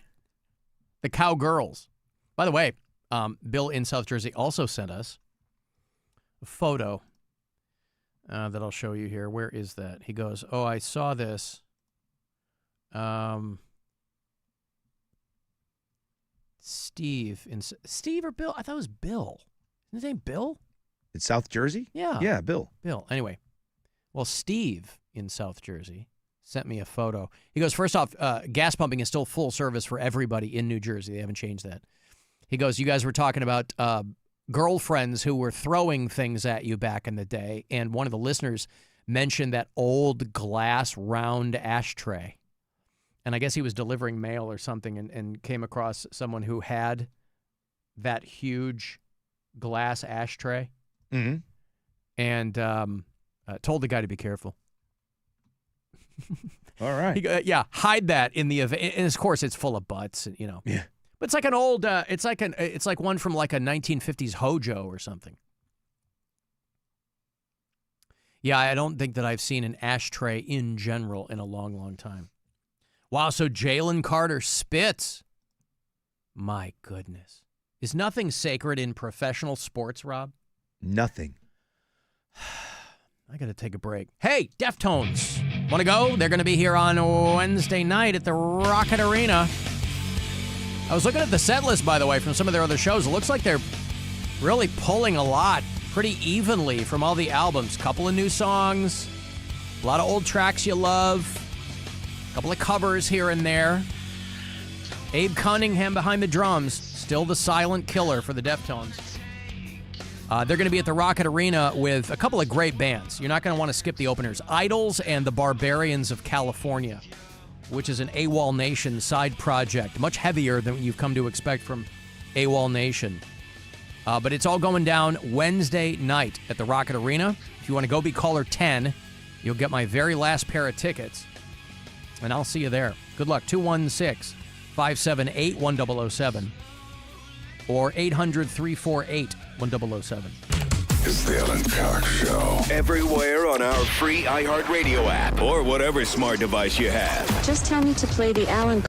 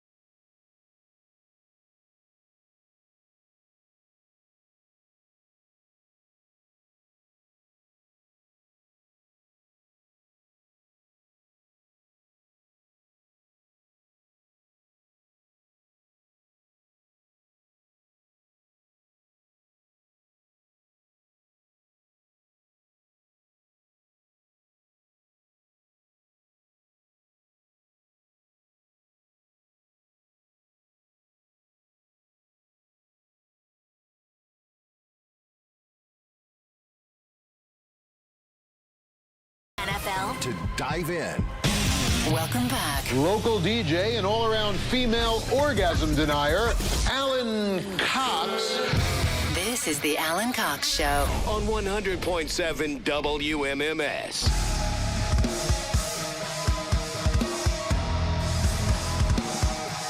We're back tomorrow night with our metal show. If you're into heavy metal, nothing but. Got some brutal stuff lined up for tomorrow night. Some brand new stuff, some throwbacks. It's called 2 Hours to Midnight. Get going usually around 10 o'clock. Me and Corey Roddick and Pat Butler playing all kinds of stuff for you tomorrow night. And it's going to be very exciting, Rob, if you're into heavy metal. Got brand new music from... Well, we're going to play some Barbarians of California. They're opening that Deftones show on Wednesday night. Going to play a lot of local metal. Got Ringworm. That is a legendary Cleveland metal band. A band called Last Gasp from Cleveland. We're going to be playing Sadistic Force, some Fu Manchu, some Obituary, going way back, for a song called Chopped in Half, Rob. Remember Chopped in Half by Obituary? No. I still have this album on vinyl. Oh, I just made it move. We'll play some Russian Circles. If you're not, they've been around for a minute. That's an instrumental kind of black metal band from Chicago. So very exciting on Saturday nights. The show is called 2 Hours to Midnight, and it's going to be a lot of fun. I was going to say they're all black? No. Sorry, black metal. That's what you said. Yeah. So a black metal band. A black metal band. Oh. Not a black, metal band. Okay, yeah, my bad. A black metal band. Yep. Next week on the program, comedian Sheng Wang will be on the show on Monday. He's a funny dude. He really blew up on social media. His latest hour is called Sweet and Juicy, and he is doing Playhouse Square. So he's going to be on the show Monday, but I will have tickets for you all week around 3:10. I'll have Guar tickets for you. They're playing that brand new Globe Iron, if you haven't been over there yet, in the Flats. With Helmet. You imagine Helmet opening for Guar? I love it. I do too. Helmet, the Dwarves, and Blood Vultures. That's going to be a good show. Go for the opener. Go for all of it. Yeah, hell yeah. Blackstone Cherry. Remember them? From Kentucky. They're going to play December 9th at the Globe Iron with Them Dirty Roses. Don't know them. And Aaron Jones. Don't you know Aaron Jones? Yeah. The new Jordan Peele horror film is called Him with Marlon Wayans. Have you seen the trailers for that? Looks good. Yeah, like a professional football player or something who wants to. It looks like it's going to get bloody. We are doing an advanced screening of Him coming up on the 17th, a week from Wednesday, out at Cinemark Valley View. So you will see it a couple of nights before it opens wide. And then Guardians tickets next week. If you want to get to the Guardians Tigers series, end of the month, I will hook you up for that. So all next week, all of those things, and me and Rob. Brian called. Yes. Now, you will know this song. Okay. Sometimes we really have to put on our thinking caps and figure out where he's coming from. Because it's one thing if he takes a well-known song and makes it his own, like he kind of does here. It's another thing if he takes a more obscure song and makes it his own. We really go down a rabbit hole there. Yesterday, he pulled out some 80s pop from Samantha Fox out of his ass, right? He was just feeling it. Laughing like children, living like lovers, rolling like thunder under the covers. You know that song. Yes. Right? I guess that's why they call it the blues. By whom? Sir Elton John. Yes, Sir Elton John. Clinton. Elton John. From, I don't know if it was considered a comeback album. He did an album in the early 80s called, what the hell was that called? It was called, it wasn't Less Than Zero. It was like Too Low for Zero or something like that. And it had I'm Still Standing. Remember that? Better than I ever did. Yeah, I don't know if that was like a comeback album for that. He did have a fallow period in kind of late 70s, early 80s, I think. Anyway, yeah, Brian.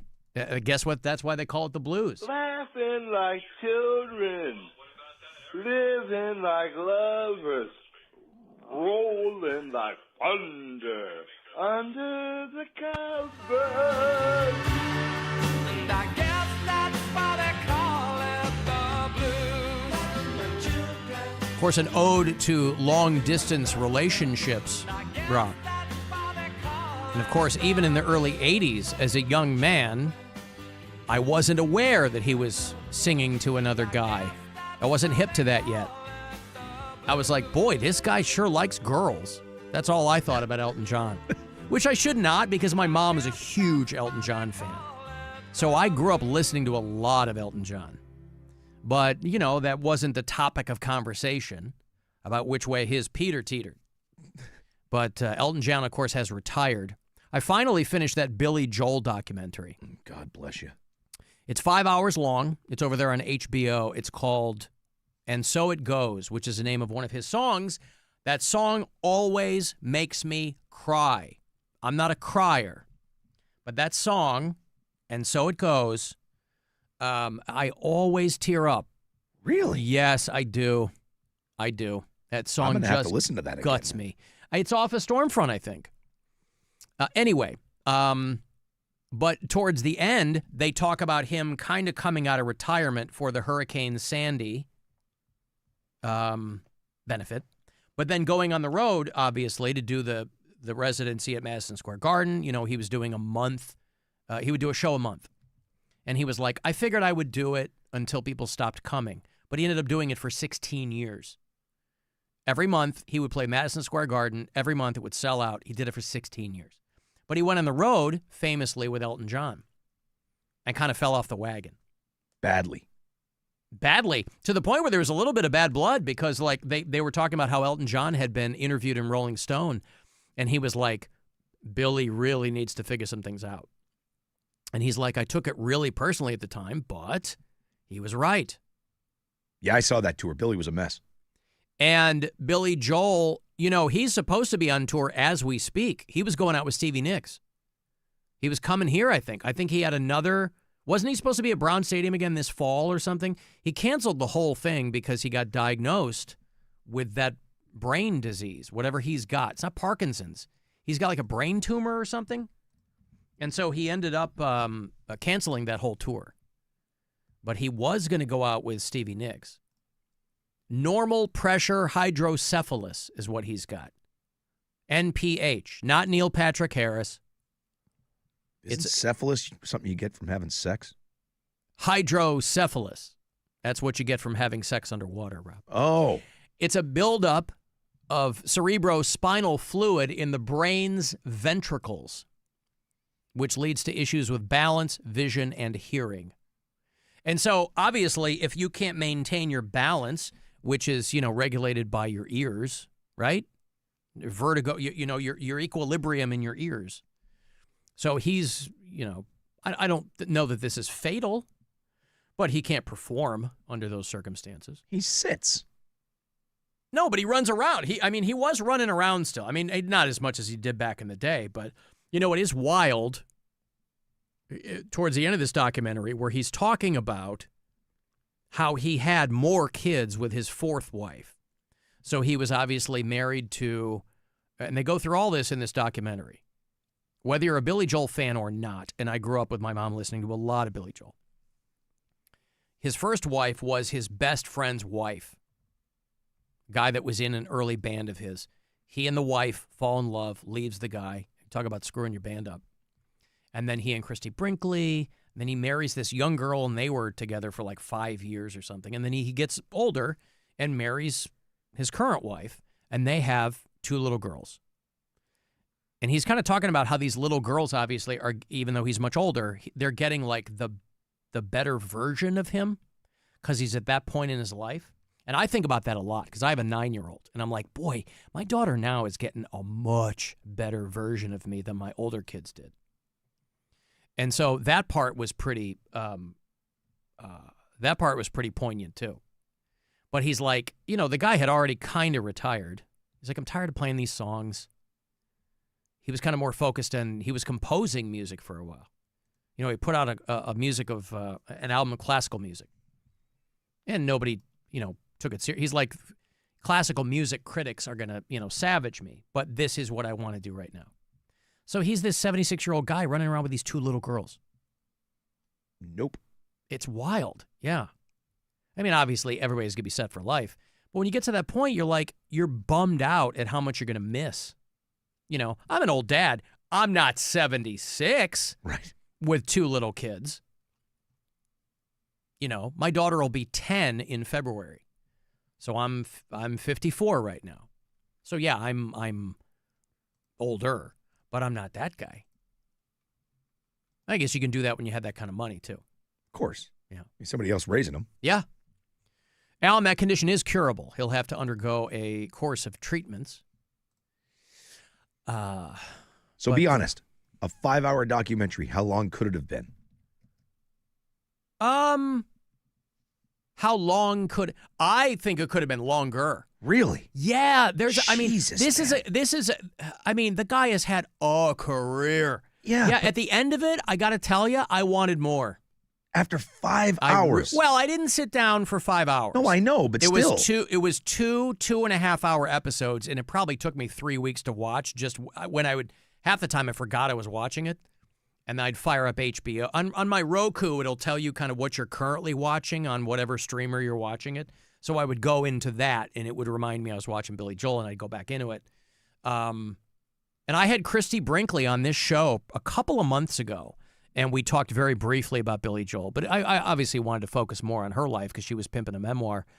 But she's featured very prominently in this documentary, which is no shock. But she also seems still, and she's since gotten remarried and blah, blah, blah, but she seems still like very attached to him, like hurt that things didn't go the way that they hoped that they would. Because up until these 2 little girls, his daughter with Christy Brinkley was his only child, Alexa Joel, who's all grown up. She's a performer now. She's 40, for God's sake. And now he's got these 2 little girls. But Christy Brinkley, she was spent every time they would cut to her in this documentary to talk to her, she was visibly upset talking about that time, because, she's wistful about it. R.I.P. Mark Volman. Who's Mark Volman? Mm-hmm. Mark Volman. The co-founder of the Turtles. Oh, Jesus. Who were they? The Happy Together band? What was the Turtles' big hit? Wow. Right? Wasn't it Happy Together? Or was that Herman's Hermits? No. Herman's Hermits was... I'm in Henry something- VIII, I am. Oh, Henry VIII, I am. But I'm into something good. Wasn't that Herman's Hermits? Yeah. Happy Together was the Turtles. Mark Volman dead at 78 after a brief, unexpected illness. Do you have expected illnesses? I understand it being brief. Is there such a thing as an expected illness? Died at the age of 78 in Nashville, Tennessee. It's got to be wild when nobody pays attention to you for decades until you die. That's when you're making the news again. Hey, remember this guy? Yeah, he's dead. Oh, R.I.P. Mark Volman. Okay. The Turtles became a hit 60 years ago when they got their first top 10 hit with a Bob Dylan cover called It Ain't Me, Babe. Yeah, I don't know the Turtles. I know Happy Together.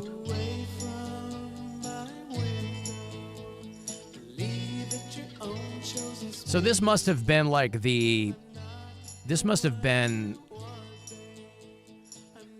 right as psychedelic rock was starting up? I don't know.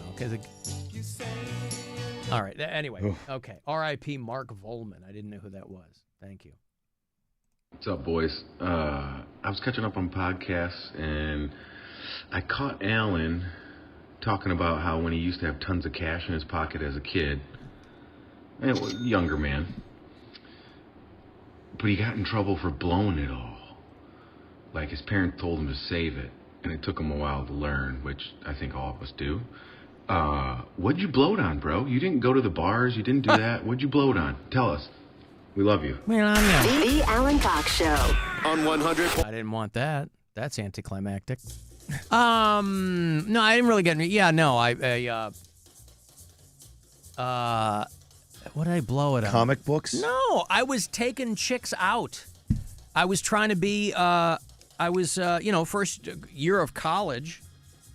I was going to dinner, and I was, you know what I mean? I was trying to be that guy. I was trying to be a slick dude. Not a slick. I shouldn't say that. I was trying to have a good time. And I wasn't going to bars. I wasn't doing that stuff. But, we'd still go to clubs and things like that. I wasn't drinking. But what did I bought like a giant stereo. I bought clothes, some of that money, yes, went toward school. But no, I wasn't blowing it at the bars. I'd love to have a great answer for you, but I don't. And that's the worst part, is it's pretty mundane, I was going to school 20 minutes outside the city. So it's like just going to the city. It's not hard to spend money in the city at all. So, yeah. I was much more materialistic as a younger man, right? So I was just buying stuff. That's the worst part. You're just buying stuff. That's the best part. No, because then you have stuff and no money. You're like, who cares about this crap? So I wish I had a great answer for you, sir. I love you too. I got to take a break. 35192. Want to send me a text? If you don't want to send me a text, that number is 35192. You can listen wherever you are on the iHeartRadio app. We got stuff. You want stuff. Win stuff. This week at WMMS.com. Win a pair of tickets to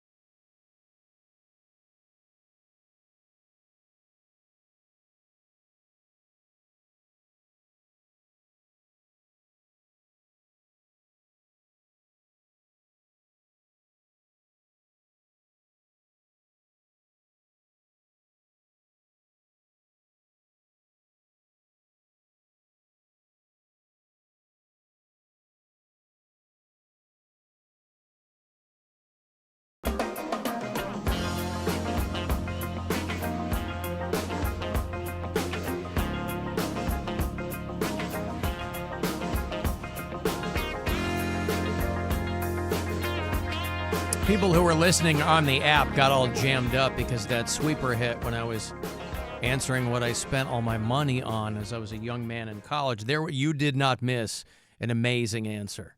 What did that do? Did it make it play commercials or something? Yeah, it broke into a commercial on the app. Oh. Yeah. No, a lot of mundane things that piled up. Bought a big stereo and for my dorm room and Nautica jackets, as was the style of the time.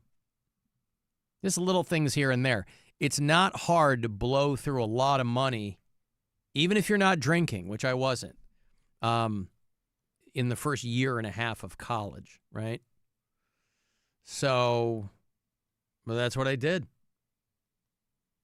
Taking people on dates and going to dinner and getting dressed up and that kind of stuff, I like that because I wasn't going to the bar. I wasn't fratting it up and I don't know.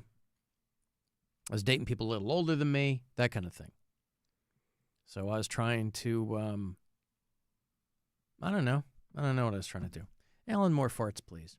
See, I got into the whole Billy Joel thing and I was talking about his foibles and failures, and somebody will invariably come back with, hey, please, more farts. There you go. go. And we're back. Mm-hmm. God, I chuckle every time she says McCracken in the traffic. I can't help it. There's a backup at McCracken. I still chuckle. It's so dumb, but I can't help it. It'd be even better if the cross section was Phil. Like if the cross street was Phil. There's a crash at Phil and McCracken. Wet and sloppy. McCracken just makes me chuckle. Yeah. And, your brain tells you what's funny. Alan, my sister has hydrocephalus. She has a tube that runs from her brain into her stomach to drain the fluid. Yikes. When she would have a migraine, she'd be in so much pain she had to go to the ER and get loaded up with painkillers. How about that? Jesus. The drain must just constantly work, right? I guess so. A little spot maybe on the back of her head, you just push it and it flushes. Yeah. Speaking of painkillers, Judas Priest tomorrow night on 2 hours to midnight, our metal show. A lot of throwbacks, a lot of brand new stuff. Got a bunch of local metal as well. 10 to midnight, 100.7 WMMS. That's a good throwback, boy. Painkiller, Judas Priest, Title Cut, last album with Rob Halford before he went off to do something. He was doing solo stuff, and he was with Fight. And one Tim Ripper Owens would replace him for a number of years. And quite frankly, even though he wasn't Rob Halford, I think Tim Ripper Owens got short shrift in that band and never got the accolades that he deserved. What? Nothing. Didn't. Someone just sent me something very funny. Oh. I'm going to have to share that. Nobody seems to mention the part that when you do a lot of twerking, sometimes it makes you fart. Twerk, fart, twerk, fart, twerk, fart. Yeah, listen, nobody talks about the twerk farts. Listen, if you're lucky enough to see some twerking over the weekend, perhaps there'll be some farts.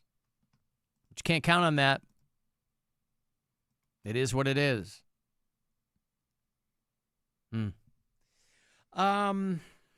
Let's see. Who? Well, Christy again. Uh-oh.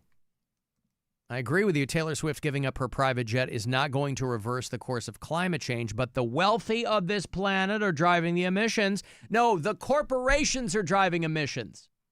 The corporations. We are the ones that they fooled into thinking we could change it. Hey, recycle your plastics. I mean, this is documented, right? There's like 4 or 5 companies that have generated over 3/4 of the emissions for decades. It's not us.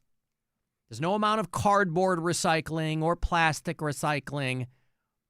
That's been the great scam low these many decades, is those companies telling us that the onus was on us.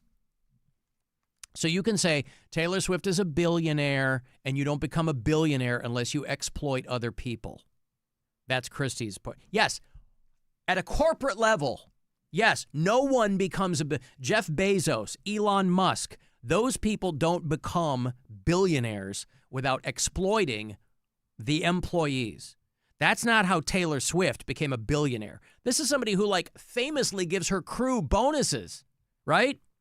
Remember that a couple years ago? She got off that tour when she hit $1 billion or whatever it was, right? That's on paper, by the way. She's not walking around with suitcases full of hundreds.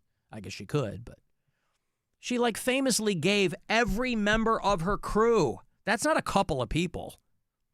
You know, every member of her crew on that tour, the people who helped her out, she gave them each like $100,000. Yeah.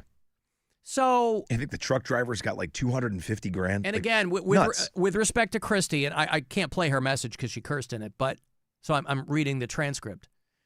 Some people, you can't do enough for them, right? Chrissy's like, well, it's all PR, playing songs for kids in hospitals. It's all PR. Well, it's not if you don't, people don't know about it. Well, but it's also, who cares if it's PR? It's one thing if something is PR to cloak your evil deeds, right? If you're somebody at her level, though, it's increasingly difficult to do anything without it being covered, right? She's way past the point of having to call the news to get a camera crew to show up. She walks down the street and, you know, a mob forms. Well, that's the point. There was no camera crew. Well, I know your story. Yeah, I'm just you know, saying like now, there was yeah. none of that. And Right. that's she does that everywhere she But goes. some people, you can't do enough for them. You have to allow for people to, listen, people talk about Jeff Bezos, how much money this guy gives away, right? He gives a lot away. And people go, well, he should. He's super rich. I agree, but he doesn't have to. You think Elon Musk is giving stuff? No. Elon Musk is a guy who has convinced people that he's a genius, except he's not responsible, really, for any of his innovations, right? All the companies he runs, other people created them, and he just bought them, right?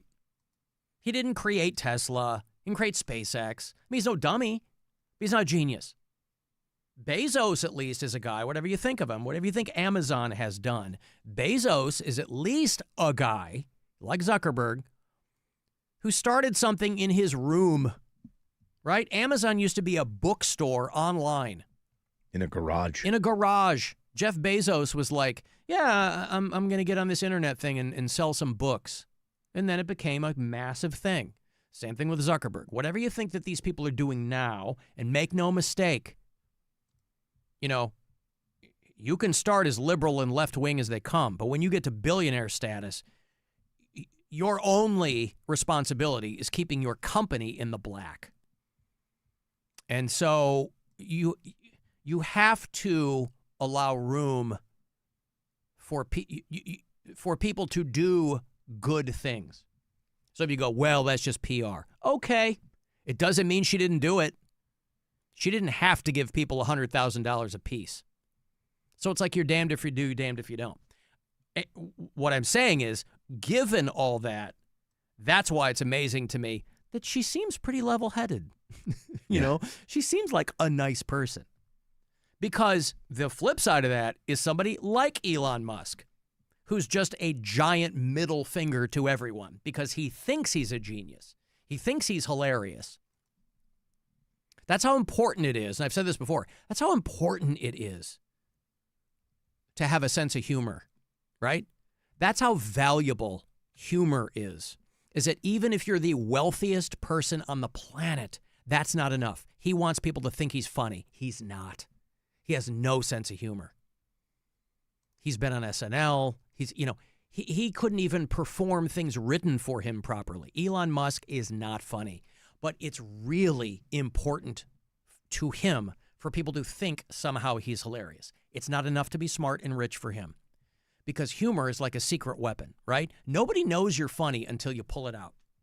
And they go, oh, this guy's funny. But man, it's important to Elon Musk that somehow people think he's hilarious, and he just isn't.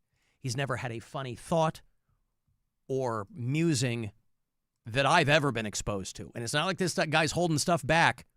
Everything that crosses the transom of his mind makes its way into the public discourse. for better or worse. He's not funny. You'd think it would be enough to be rich.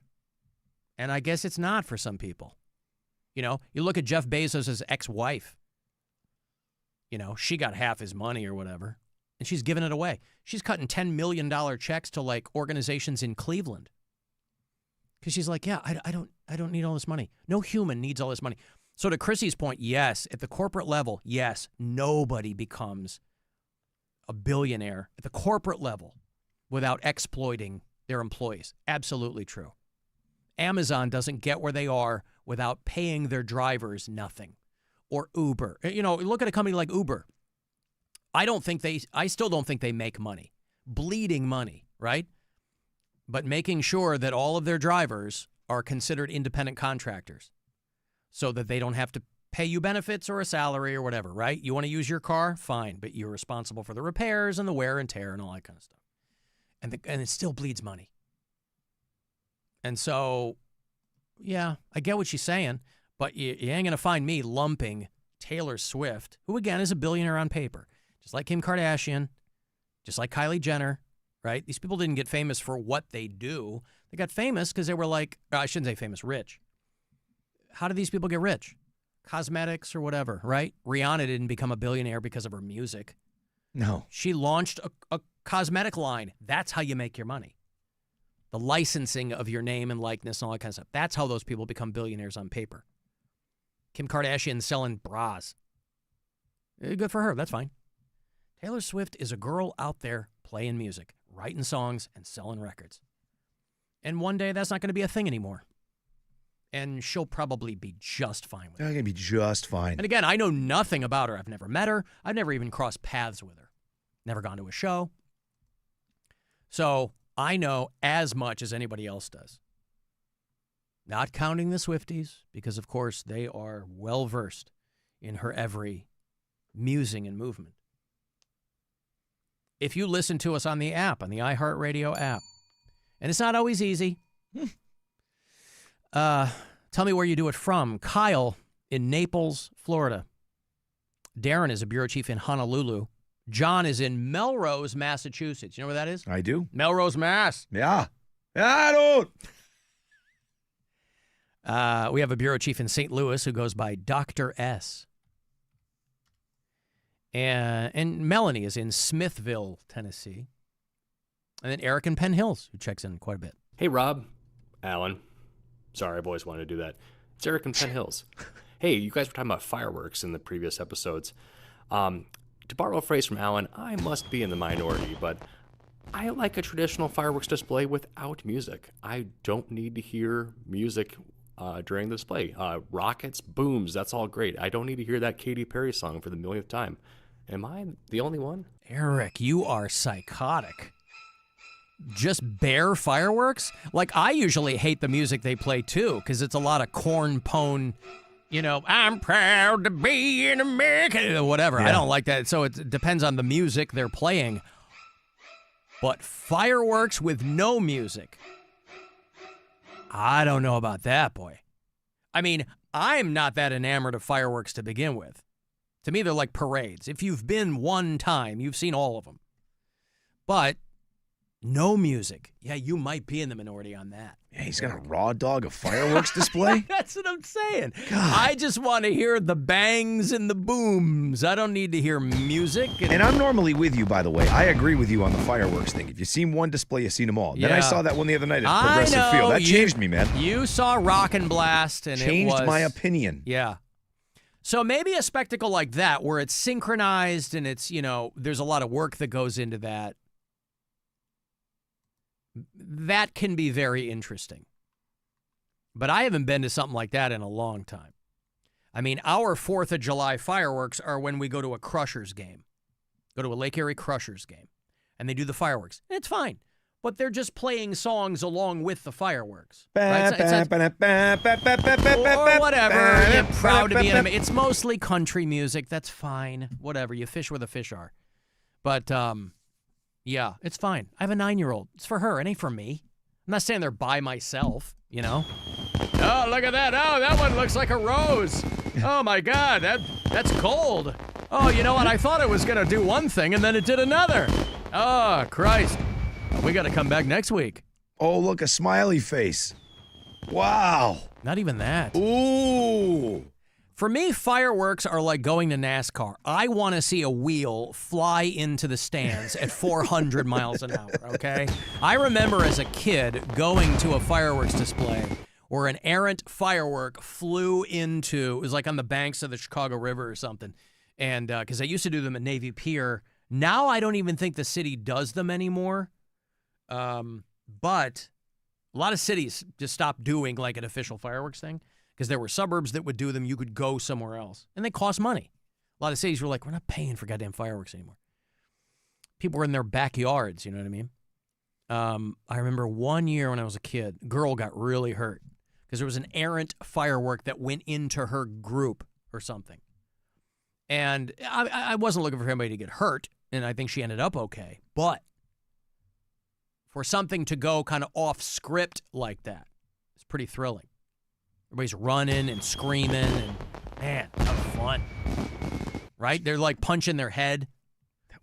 Hoping that there's no embers in their hair. That was fun. Well, it was something different. I was far enough away where I wasn't worried something, you know, but to watch, you're kind of outside yourself. It's like you're watching a show, and this show was people being exploded by fireworks. Well, I mean, nobody got hurt or, you know. I mean, there was that viral video a couple of days ago of a fireworks display. I think it was at a sports stadium or somewhere where a random firework shot into the crowd. Yeah, a guy took one to the dome, I think. And I hope that guy's okay. And if you're near that person, again, I was far enough away where I wasn't really freaked out. But had I been closer, I'm sure as a kid, I would have freaked, but I didn't. And so, I got some poop news, Rob. You want poop news? Always. Okay. I've done poop news in a while. I am fascinated by these stories of dictators, world leaders, who take great pains to make sure that no one can get their feces because they don't want their DNA getting out there, right? Yeah. Kim Jong-un, one of Trump's buddies, the dictator there runs North Korea, you know, he takes a private toilet to prevent any DNA theft. Went to Beijing. And these guys don't want their poops falling into the wrong hands.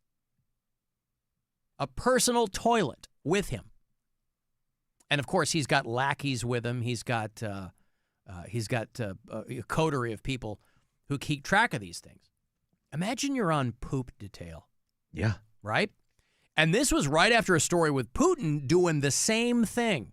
You know, when Putin and Trump met in Alaska, I think, when this is one of those things where Trump greases up and grabs ankle and doesn't do anything. But Vladimir Putin, they have a suitcase that it's like a roaming toilet or whatever, surrounded by bodyguards, and they have a poop suitcase. So they can take his leavings and carry so that nobody, his bodyguards, his leavings. So when he has to make... Now, I imagine that there's a couple of dudes who are like scooping it out of a toilet or something, but I would rather have the notion of him squatting over a suitcase, cutting out the middleman. Vladimir, I make big number 2. Go get rid of. They squatting over the suitcase. I forget code to open suitcase. Hurry up. I'm touching. My goodness. I'm touching cloth. Hurry up. I have moose and squirrel poking heads out.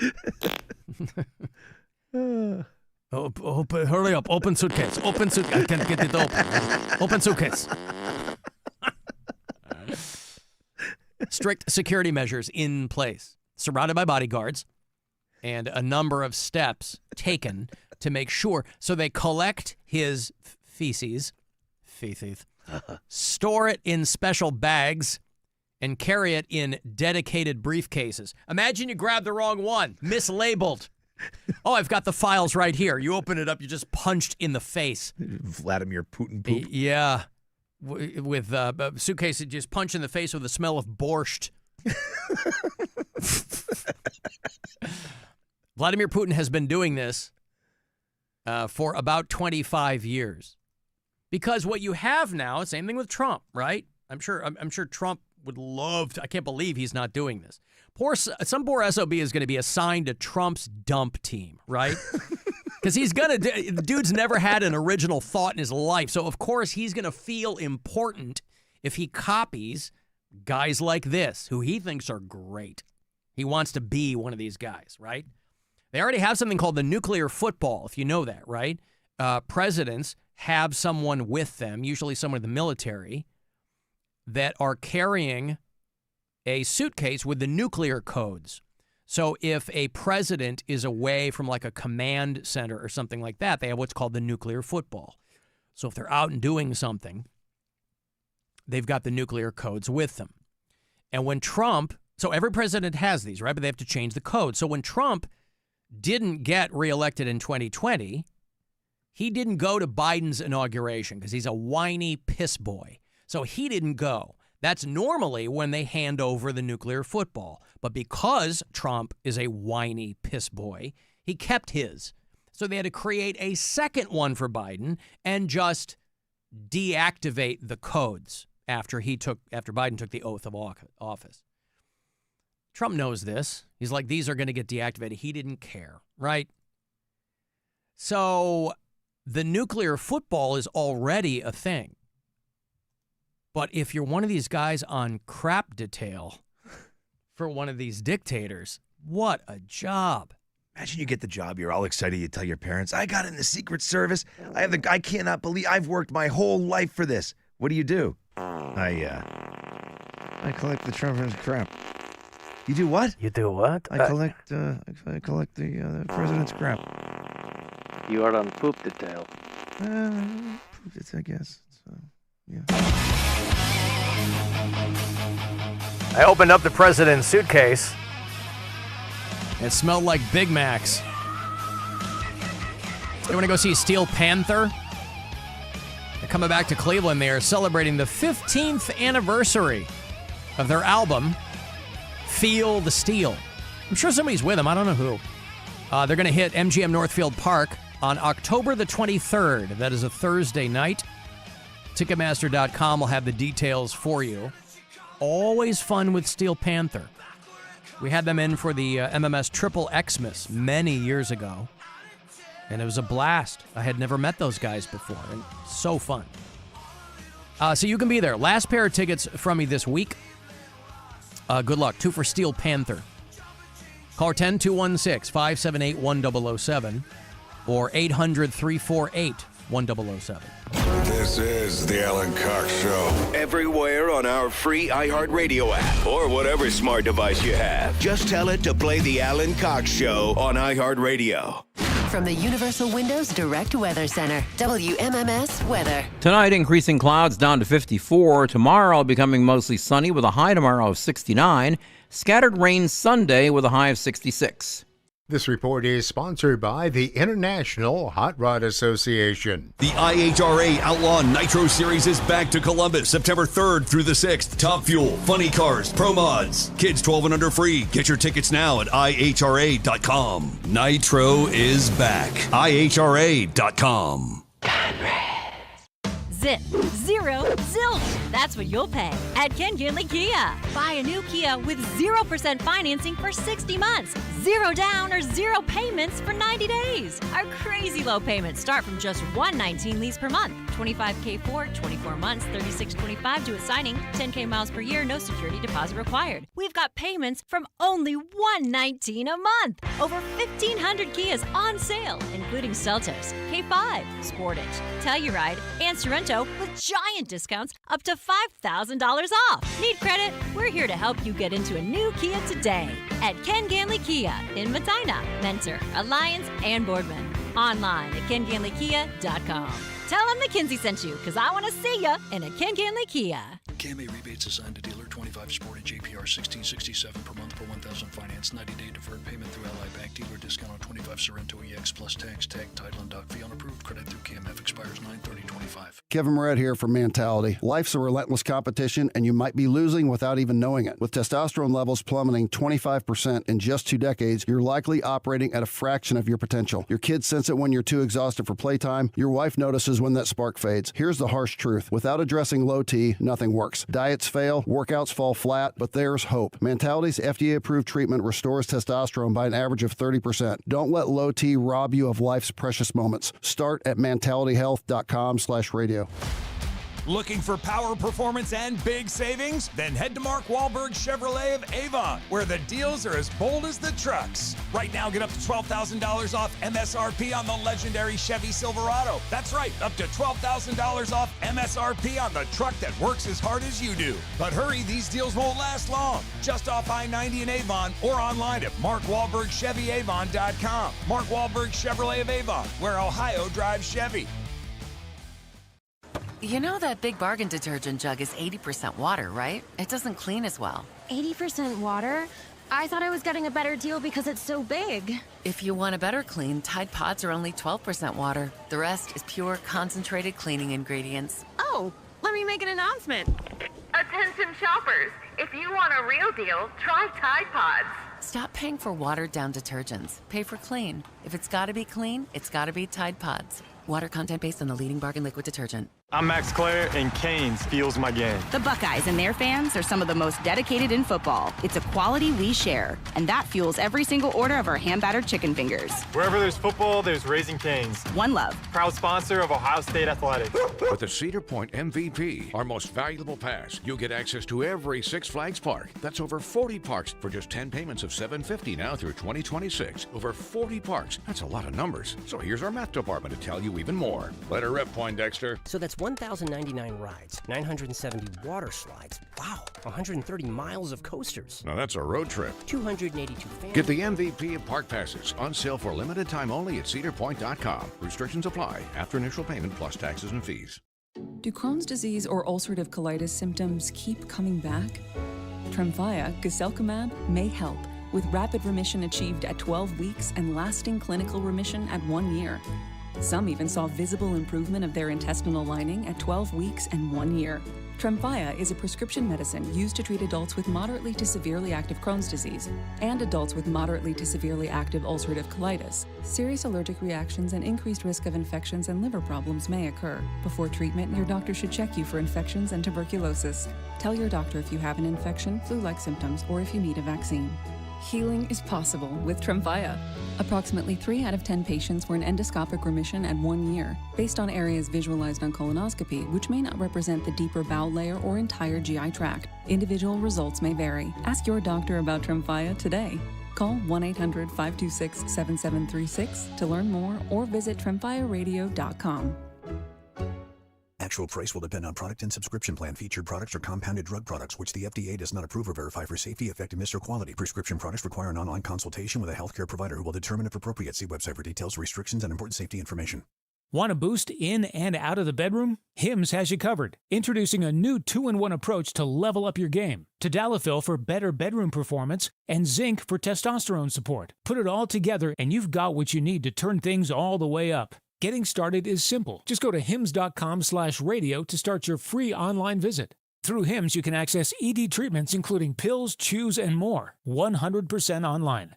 No office visits, no pharmacy lines. Just fill out a simple intake form and a licensed medical provider will determine if treatment's right for you. If prescribed, it ships free and discreetly to your door. Find affordable treatment options at up to 95% less than brand names at hims.com/radio. That's hims.com/radio. HIMS.com/RADIO. Lorain County Community College is where you'll lock in your future success. We've helped thousands of people just like you match skills and experience with a career. We can help you train for a career that is in demand right now. You can even work in your field while taking classes. LCCC will get you prepared, get you credentialed, and get you working. Lorain County Community College. Your goals, your career, your future. Enroll today.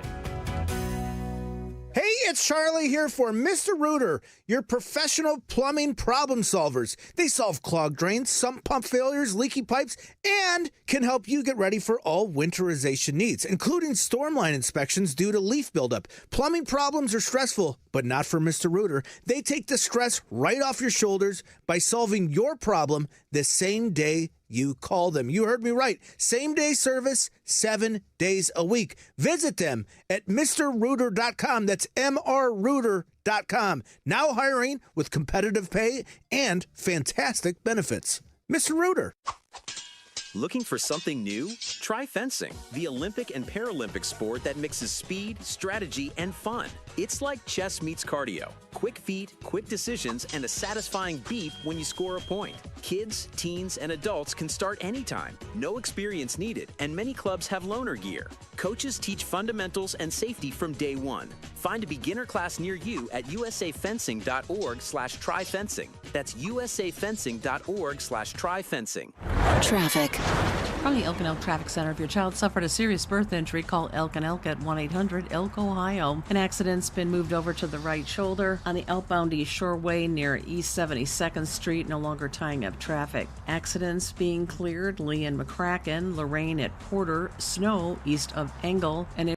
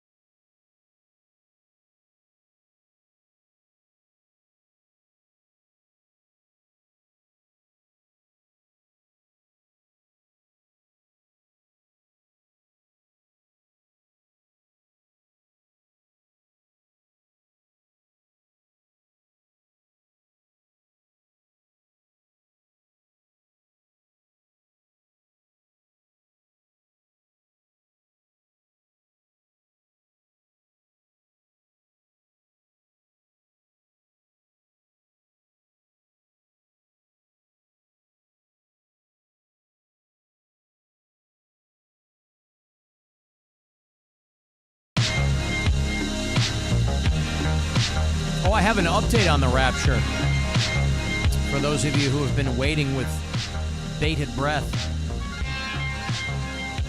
There's another dude who says it's coming. I like to keep my mind open. Be a pile of clothes. When this time? That's pretty good. You got me to almost tell you right now. I'm not ready to tell you.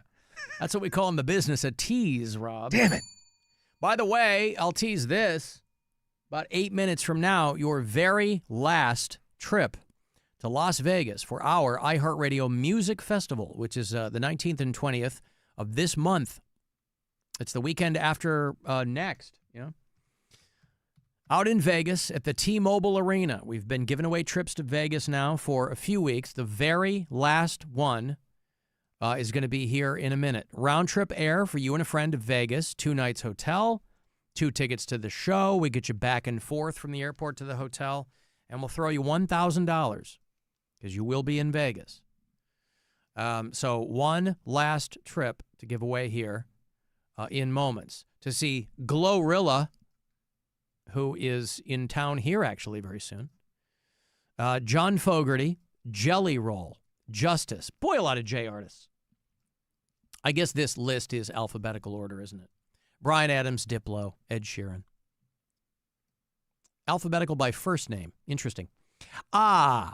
Sammy Hagar, Maroon 5, Tim McGraw, Taint McRae, and more is what this says. Now, if it were truly alphabetical, more would have been in the middle of this list, but I get it. If you are not going to the festival, present company included. Same.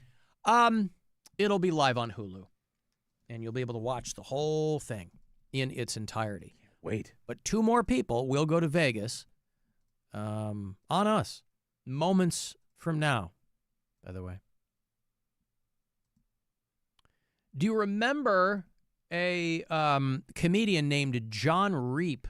R-E-E-P. I think so. I met him one time. He was doing Zanies in Chicago, and so I had him on my show in Chicago. This was 20 years ago. And 15 probably, something like that. Anyway, doesn't matter. John Reep came in. At the time, he had kind of blown up because he was doing truck commercials. He was the Hemi guy. Remember those commercials? Hey, that got a Hemi in it? Yep. I don't even remember the company. It was GMC or what it was. He's from North Carolina, I think. He won one of the seasons of Last Comic Standing.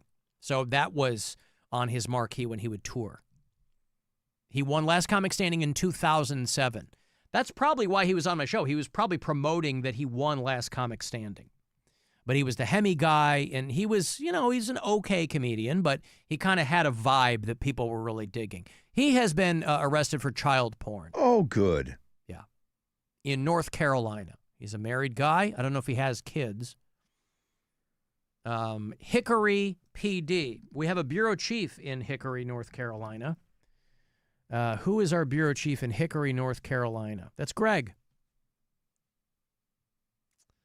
A grand jury handed down a felony indictment, 1 count of second-degree sexual exploitation of a minor, and 9 counts of third-degree sexual exploitation of a minor. All 10 counts are related to child pornography. He's 53 years old. And golly, I have to think this is going to affect his ticket sales.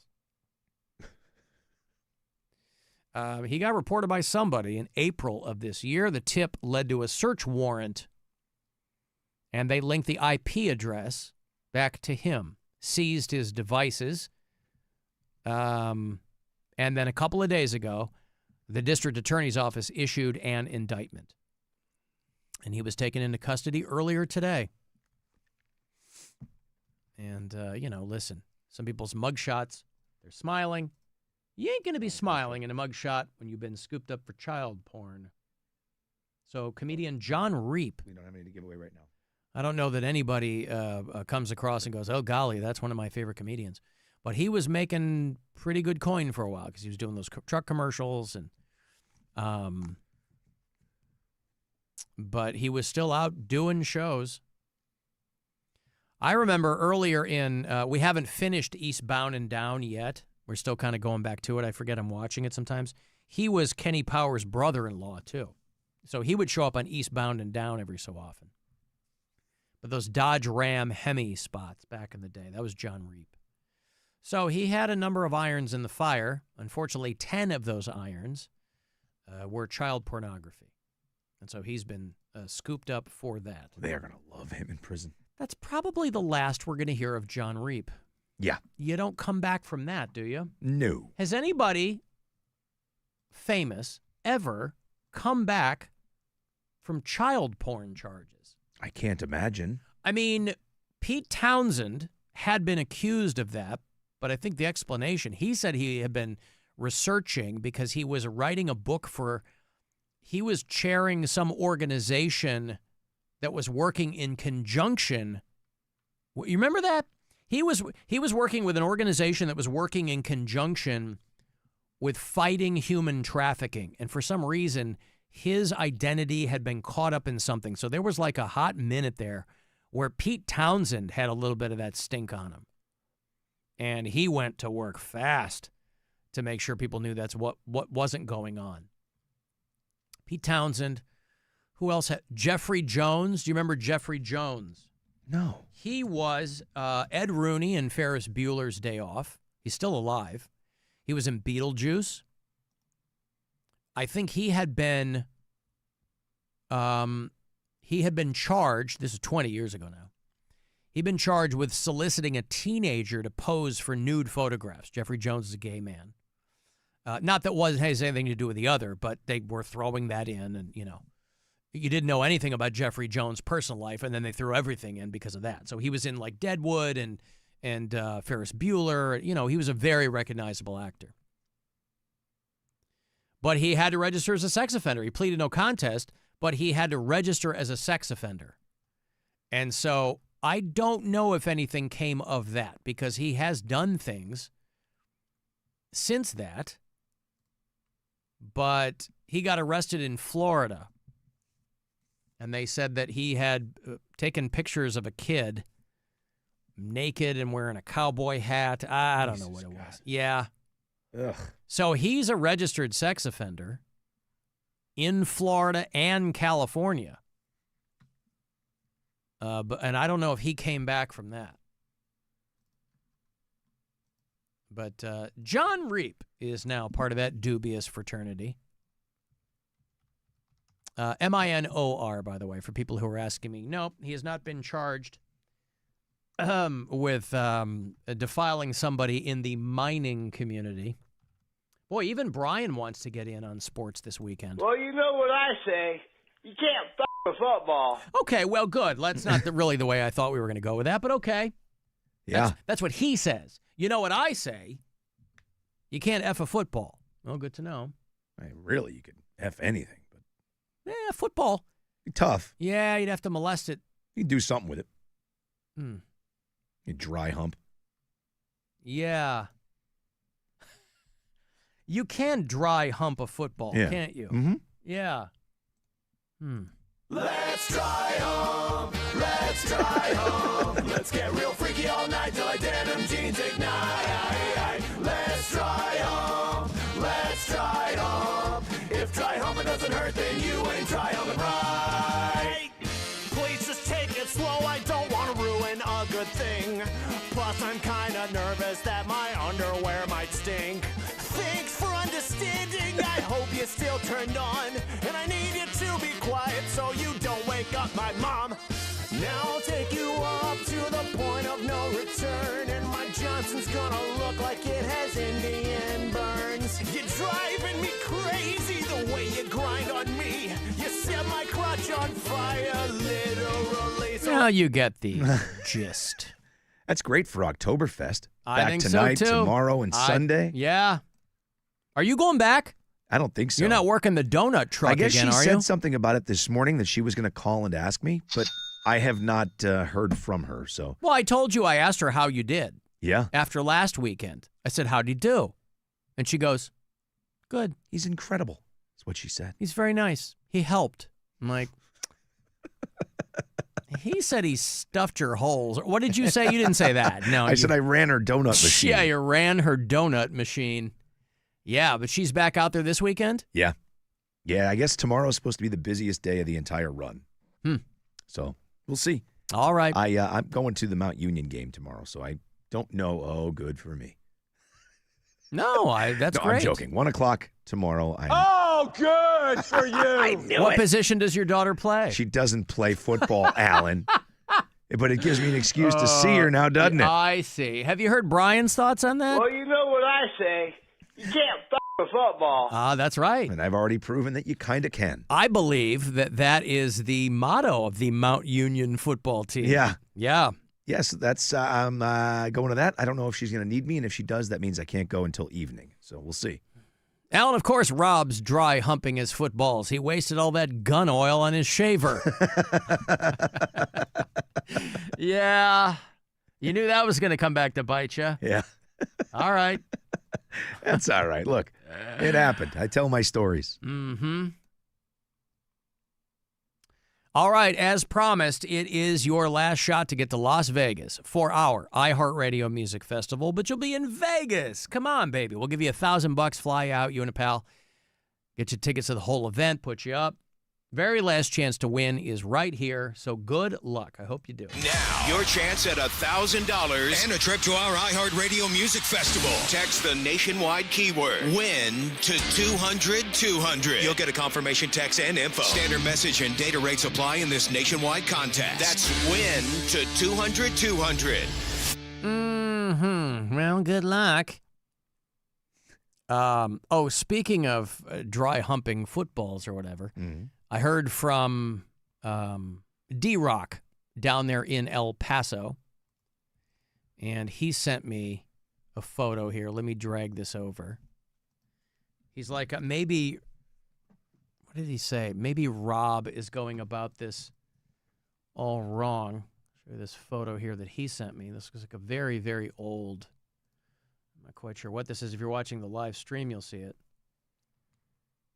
F a duck. Anything for a buck. I don't know if the implications that you should be molesting the dogs. Yeah, I guess so. I don't think, but it is like some old-timey female who's getting it on with. Yeah, that's something, boy. A paramour of the avian variety. So, thank you, D-Rock, one of our bureau chiefs down there in El Paso. Alan Cox Show. And Alan Cox Show.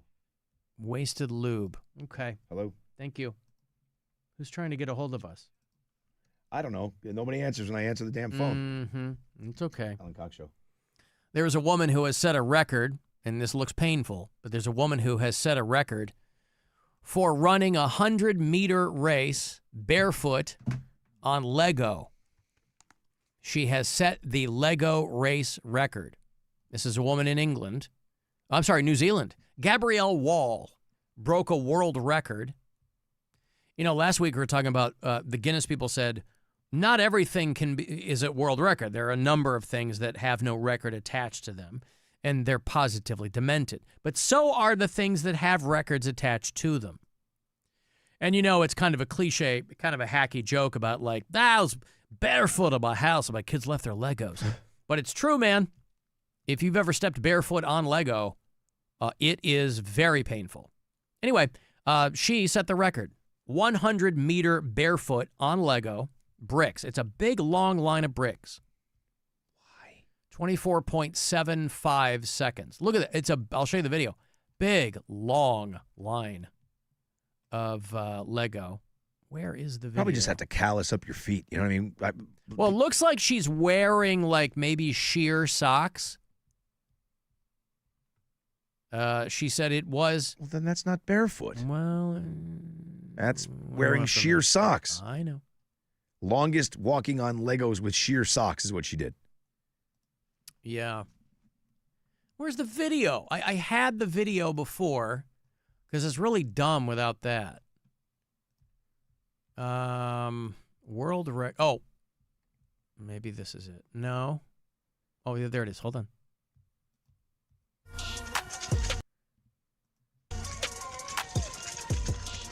Nope. I mean, it doesn't look fun. 300 or 30 kilograms of Lego or something. Ouch, ouch, ouch, ouch, ouch, ouch.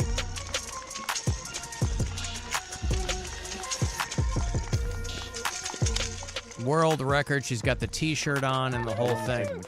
Arnar!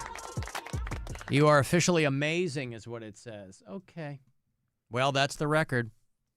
So if you were someone who was aspiring to break the 100-meter barefoot Lego record, that lady already did it. Gabby Wall from New Zealand there in Christchurch. Arnar. On the Lego.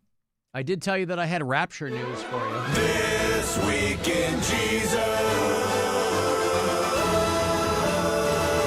Yeah, it's coming. The Rapture. This dude says that it is. A guy on TikTok, a Christian TikToker. And of course, other people are trying to poke holes in his story. Just because everybody who's ever predicted the rapture has been 100% wrong doesn't mean everybody's wrong until somebody's right. Everybody's wrong until somebody's right. So this is TikToker Danny V. Real, and he claims that the rapture is going to happen on September 23rd or September 24th. September 23rd or 24th, Rob. Mm-hmm.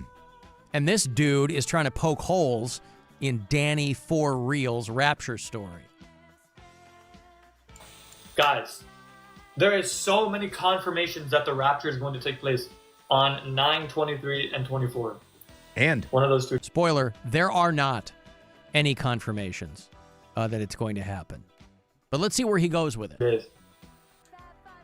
And what does he base his prediction on? Oh, a dream he had. Literally how I saw it, bro. And not just that, but I just found out that the ancient Hebrew described it this way too. And I'm over here like, hi, because I saw this in my dream like 5 years ago. Like,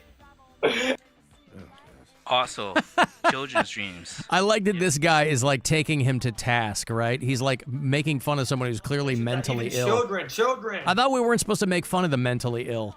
Like this one child had a dream of the rapture and said that God told him on September this would happen. This happened. Like, I believe he posted that testimony was posted last month. Anyway, the rest is anticlimactic, Rob, because we got the information that we wanted, which is that the rapture is going to happen on September the 23rd or the 24th. I think he said and, didn't he? So it's going to be a 2-day rapture. Said or. I mean, that's just a couple of weeks away. I'd recommend you get your affairs in order. Now, this does coincide with Rosh Hashanah, our listeners in the tribe. That is your Jewish New Year. So, boy, it couldn't come at a worse time. The high holy days and the rapture? Oh, good grief. It couldn't come at a worse time. But the 23rd or the 24th is what the guy says. By the way, it also coincides with that Guardians Tigers series. I have tickets for it next week. All week on the show. If the rapture doesn't happen, 4 tickets next week, every day. Guardians, Tigers on the most... Jesus is a friend of mine. Jesus is my friend. Jesus is a friend of mine. I have a friend in Jesus. Jesus is a friend of mine. Jesus is my friend. Jesus is a friend of mine. He taught me how to... I mean, let's be real. This song is all just wasted time until that sweet, sweet bass solo anyway, so... And I can tell you that he's one who will never leave you flat. See, these guys are smart enough to not do anything as mundane as predict the rapture. Right. They were trying to get their message across with sick, thick riffs. Jesus is a friend of mine. He taught me how to pray and how to save my soul. He taught me how to praise my God and still play rock and roll. The music may sound different, but the message is the same. It's just an instrument. I don't care for his cadence, but it's a minor complaint, right? Jesus is my friend. I kind of like it. Don't hate it. I've been playing this for a long time. Love these guys. Sun Seed, I think is the Canadian. Oh, they're so nice. Here we go. This is when they get dirty. Filthy. Man, that's some Jaco Pastoria stuff right there. I gotta take a break. I hate to cut out of it, Rob, but, you know. You know what Brian says? Well, you know what I say. You can't f*** a football. Yeah, that's right. Dude called in and asked if effing a football is bestiality. And I because thought that it's was an pig interesting skin. take. Yeah. I get it. But again, no is the answer. Well, listen, it's a valid question that I would ask myself, because oftentimes I'll wrap my hand in bacon before I masturbate. So it's... We never know what we're going to learn here on the show, Rob. Useful information for one and all. I've got to take a break. 35192. If you want to send me a text, you can listen wherever you are on the iHeartRadio app. The Alan Cox Show on 100.7 WMMS. Rover's Morning Glory. Here's someone who sent in a picture, thinks they saw a snitch.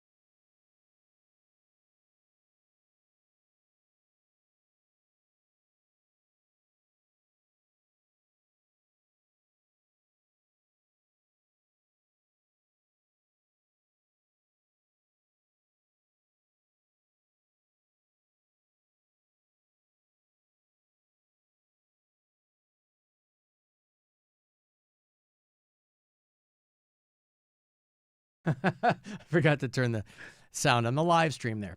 You know, I hadn't heard this in a minute, and it popped up again. Somebody texted me, and I don't know where it came from. We were talking about our friend Robert Schimmel, who, the late comedian, as of Wednesday, he had been dead for 15 years. And somebody texted me, hey, remember also Robert Schimmel would have been Joe Rogan's father-in-law. It's not true. I don't know where that came from. Joe Schimmel's daughter's name is Jessica, of course. That is the name of Joe Rogan's wife. I don't know how the two of those things got conflated. I've heard it a couple of times over the years, coinciding, obviously, with Rogan graduating from being a middling comedian to being a podcast king. But I've heard that. Have you ever heard that? Like, Joe Rogan is married to Schimmel's daughter. No, he's not. He is not. Yeah, somebody texted me that the other day when we were talking about Bob Schimmel, and I was like, God, I haven't heard that in a long time. I went and I listened to Unporked after the show the other day on the way home, just because I was like, it was such a good, that special was so good. That's where that clip you played came from, was that particular special. What? Unporked, I think, was the name of the album, I believe. It's something. I thought it was Unporked. I thought Unprotected is what you're thinking. Is that what it's called? That was his HBO hour. Is that what it's called? Yeah, but I have the CDs. I have, if you buy this CD, I can buy this. If you buy the CD, I can buy this car was the second one. Robert Schimmel what was the first one? Oh, God. The first one is probably still my favorite. He's leaning on his name, I think, in whatever the one I'm thinking of. I thought it was called Unporked for some reason. It's called, no, it's Unprotected. Okay. But Robert Schimmel Comes Clean is what I'm thinking of, from 1996. I still have the CD, and inside of it, I have to open it carefully because inside of it, there's an old Polaroid of me and Bob. And I have a postcard that he sent me one year that he was on vacation, and he just mailed it to my house. And it just says, it's that photo of, you ever see that photo of,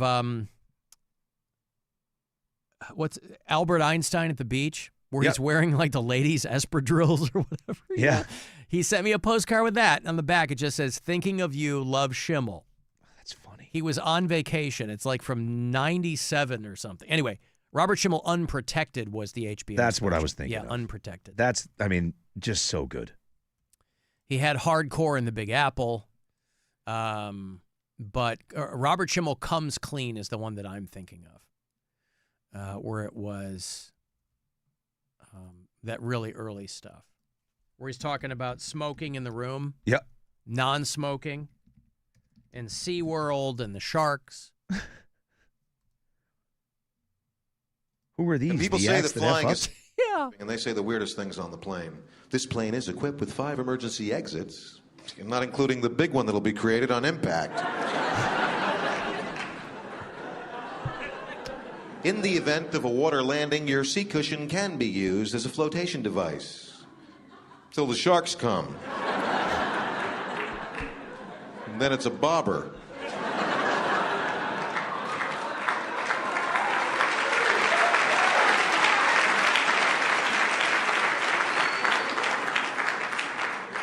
You know what they say you're supposed to do if you're being attacked by a shark? You're supposed to punch him in the face. Yeah, and then when that doesn't work, you poke him in the eye with your stump.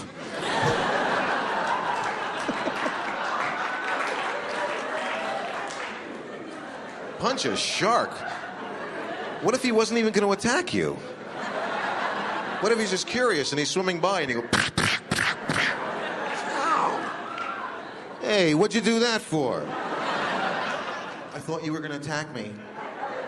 Yeah, well, I have to now. I was going to let you go, but the other sharks are watching. It doesn't look good now. I love it. Earlier version of that joke where he goes, a friend of mine said, you know, if a shark is bothering you, and he's like, bothering? Hey, you got 50 cents? He's not a homeless guy. When you sear my arms off, it really bothers me. Yeah. I was just in San Diego with my wife and my kids. We went to SeaWorld. They have these billboards all over. Come see fish in their natural habitat. And then you go there and they have dolphins jumping through fire hoops and clowns riding on the back of whales like that's an everyday thing at the ocean. And then you want to get something to eat and they have snack bars and they serve filet of fish. Who are these? You asked to up? What a horrible threat to have hanging over you. You see your friend Louie on the grill over there? You want to be like that? And I don't care if you're a fish. Get on that bike. I'm not kidding, man. Fish on a bike. Then he goes right into the bear bit right after that. How do they teach a bear to ride the bike, Daddy? They don't. He's not riding a bike, honey. He's running. They beat the SH out of him and nail his feet to the pedals. Put me up in a nice hotel. Checked in. They said smoking or non-smoking room. I said non-smoking. They said, okay, you know there's no smoking in there. I said, thanks. I really wasn't sure what non-smoking meant. Thought it meant the room wouldn't be smoking when I got. I said, I don't smoke. And they said, okay, but if you meet somebody and you take them up to the room, no smoking. I said, if I meet somebody and they want to smoke, they can smoke out in the hall. There's no smoking in the hall. I said, and they go down to the lobby. He goes, why make them go down to the lobby? Just let me put you in the smoking room and they can smoke right in the room. I said, who the are you talking about? Do you know something I don't know? Get up to my room, they have a little card on the pillow. It says, for turn-down service, dial 66. I dialed 66, and this girl got on and said, I wouldn't go out with you for the last guy on earth. It's a nice service to provide. No, that first CD of his was a big deal because a guy named Bill McEwen produced it. And he was the guy who was responsible for producing all those huge Steve Martin albums. Okay. Nitty Gritty Dirt Band, and like Steve Martin. You know, Steve Martin was like the first comedian doing arenas. And Bill McEwen was the guy who produced those. And so Schimmel got McEwen to produce his first CD. So it sounded really good, and it was, you know. I rented a car this week, and they push that insurance on you on the cars. You know, hey, listen, for $9 extra, we can give you the insurance, and that way you have total coverage just in case you total the car. I said, I don't want insurance. I got insurance. I'm with Farmers. It's great insurance. They go, yeah, but what kind of coverage do you have? Because with this, you could kill somebody. I said, yeah. Can I start with you? So I said, I don't want it. He said, it's just $9 a day. I said, okay, I'll take the insurance for $9 a day. I gave him the $9. Got the Ford Escort, and my friend and I went four-wheeling with this car all afternoon. Hit a couple of cactuses. I threw a cinder block through the back window. I tore the door handles off, broke the car antenna off, poked a couple of holes in the gas tank with an ice pick, and then I took it back and I said, am I glad you talked me into that $9 thing? Mm-hmm. Tell you what, I got screwed overseas with car insurance. I thought it was covered overseas. Nope. Found that out the hard way. What happened?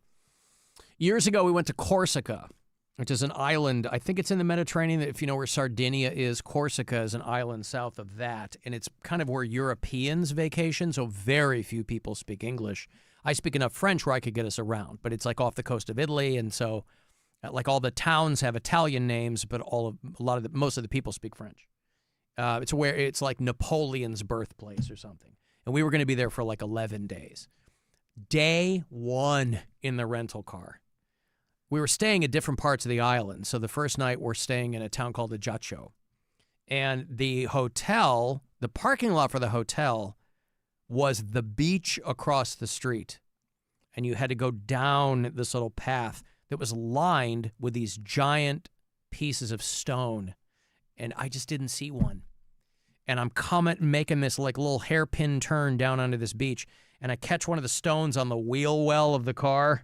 And it just goes crunch. And those European cars, you know, they're made out of like plastic. It's like a Peugeot or something. So day one, I crunched this car. And I call my insurance. And they go, yeah, don't worry about it. It's fine. Because I didn't get the rental car insurance. And they go, it's fine. Where are you? I said, I'm in Corsica. And she goes, oh, yeah, no. Oh, no. Like, oh, no. Cost me $1,300. Oh, you had to go out of pocket. Yeah, out of pocket, baby. For a frigging rental car in Corsica. Yeah, it sucked. Day one. And my wife's like, well, at least we got out of the way. I go, yeah, it's not like that you just get one shot. I could be crashing this thing, you know, because a lot of European streets are narrow. I was so nervous. Just, driving a rental car overseas just makes me nervous. Was it I drivable? think at I least? got it. Yeah, it was. Yeah. And when we took it back, I was like, oh, maybe I can push this into place. I don't know who I thought I was fooling. But yeah, they called me later on and they were like, hey, you dropped it off and you drop the keys. You get, it's like anywhere else. You get in the airport, you go to the plane. And they hit me up about a week later. Like, I don't know what you're talking about. I dropped that thing off in perfect condition. Yeah, la voiture dommage. I go, okay, how much? $1,300 American. Yeah, that sucked. Oh. Alan, I appreciate your work, man. You're doing a great job. Rob, thanks for showing up, buddy. You guys are going to see me in the Guinness Book of World Records because Mrs. Cottonball grew up a straight hoodbilly, and her feet are rough. I have seen them do amazing things that I would never try. She could do a 200-pound clean and jerk in a gravel driveway. Yeah, man. Let's get some Brian. What is he doing? Let's get some finger bang going. Yeah. It's Friday. Yeah. Hate the show. What is Cottonballs doing over there? Something a routine, man. He's got an act. I guess so. Yes. Why not some Brian on Friday? Finger bang, bang, bang, bang, finger bang, bang, finger bang, bang, bang, bang, finger bang, bang, finger bang, bang, bang, bang, finger bang, bang, finger bang, bang, bang. Well, you know what I say. You can't fuck with football. It's quitting time. Yeah, right. Finger bang, all bang, right, bang, all right. bang, finger bang, bang, finger bang, bang, bang. I guarantee he really finger doesn't know bang, what that bang, is. finger I bang, think it's something he bang, heard, bang. and he has no idea what that is. He doesn't know what he's saying, Rob. He told us he hasn't had a job since 1998. Not that that's indicative of anything. It just means that he hasn't been out there doing things. He hasn't been immersed. You know how closely finger bang culture is to employment? That's one of the fundamental problems with American society is that your insurance is tied to your job. Same thing with finger bang culture. Yep. So closely tied to work. What kind of reward is finger bang if you haven't been working all day long? I don't know. We got to go. It is Friday after all. I got to hoof it over to the House of Blues for that Jerry Cantrell show. And you've got a full dance card, too. Yeah, long walk for both of us. I'm walking across the street. You're walking a block down. Oh, you're going to the Marble Room. Marble Room. Right. Tonight. Yeah. Okay, indeed. Wow. Well done. All right. Thanks, guys, for hanging out. Where can people get you in the interim? WMMS Rob on Instagram. We will be back on Monday around 2 o'clock. Comedian Sheng Wang going to be on the show, and then I'll have tickets all week next week to see him at Playhouse Square. He's coming up in the world. Funny dude. I'm Alan Cox Show on your social media platforms. Feel free to hit me up there. If you need Alan Cox Show stickers, somebody just emailed me a photo of a car with a really old Alan Cox Show sticker. When we had the long rectangle ones in the teal, why change something just for the sake of change? Alan at AlanCoxShow.com, my email for anything. You can leave us voicemails on the After Hours line. That is 216-986-8903. And the show is available wherever you get podcasts. If you listen on the iHeartRadio app, has the added benefit of the talkback button, little red button there. You can leave us messages, just like Cotton Balls, bragging about his wife's clean and jerk in a gravel driveway. And our YouTube channel, if it's a show you want to watch, God forbid, but it's there for you. And that's it. Guardians baseball, about an hour away. 7:35 is game 2 of 4 against the Rays. They're in Tampa. Our medal show is tomorrow night, 2 hours to midnight. Should start after the Guardians game. Me and Corey Roddick and Pat Butler, 2 hours of nothing but metal. And then Sunday morning, Weekend Cox is 2 hours of the best stuff from this week of this show. And that's all. Thanks, guys, very much for hanging out. Good weekend. Do something dangerous. Whatever. I'll see you in hell. Bye. Have a great Friday, you motherfucker. Be careful of what you say. Be careful in every way. Be careful of what you do.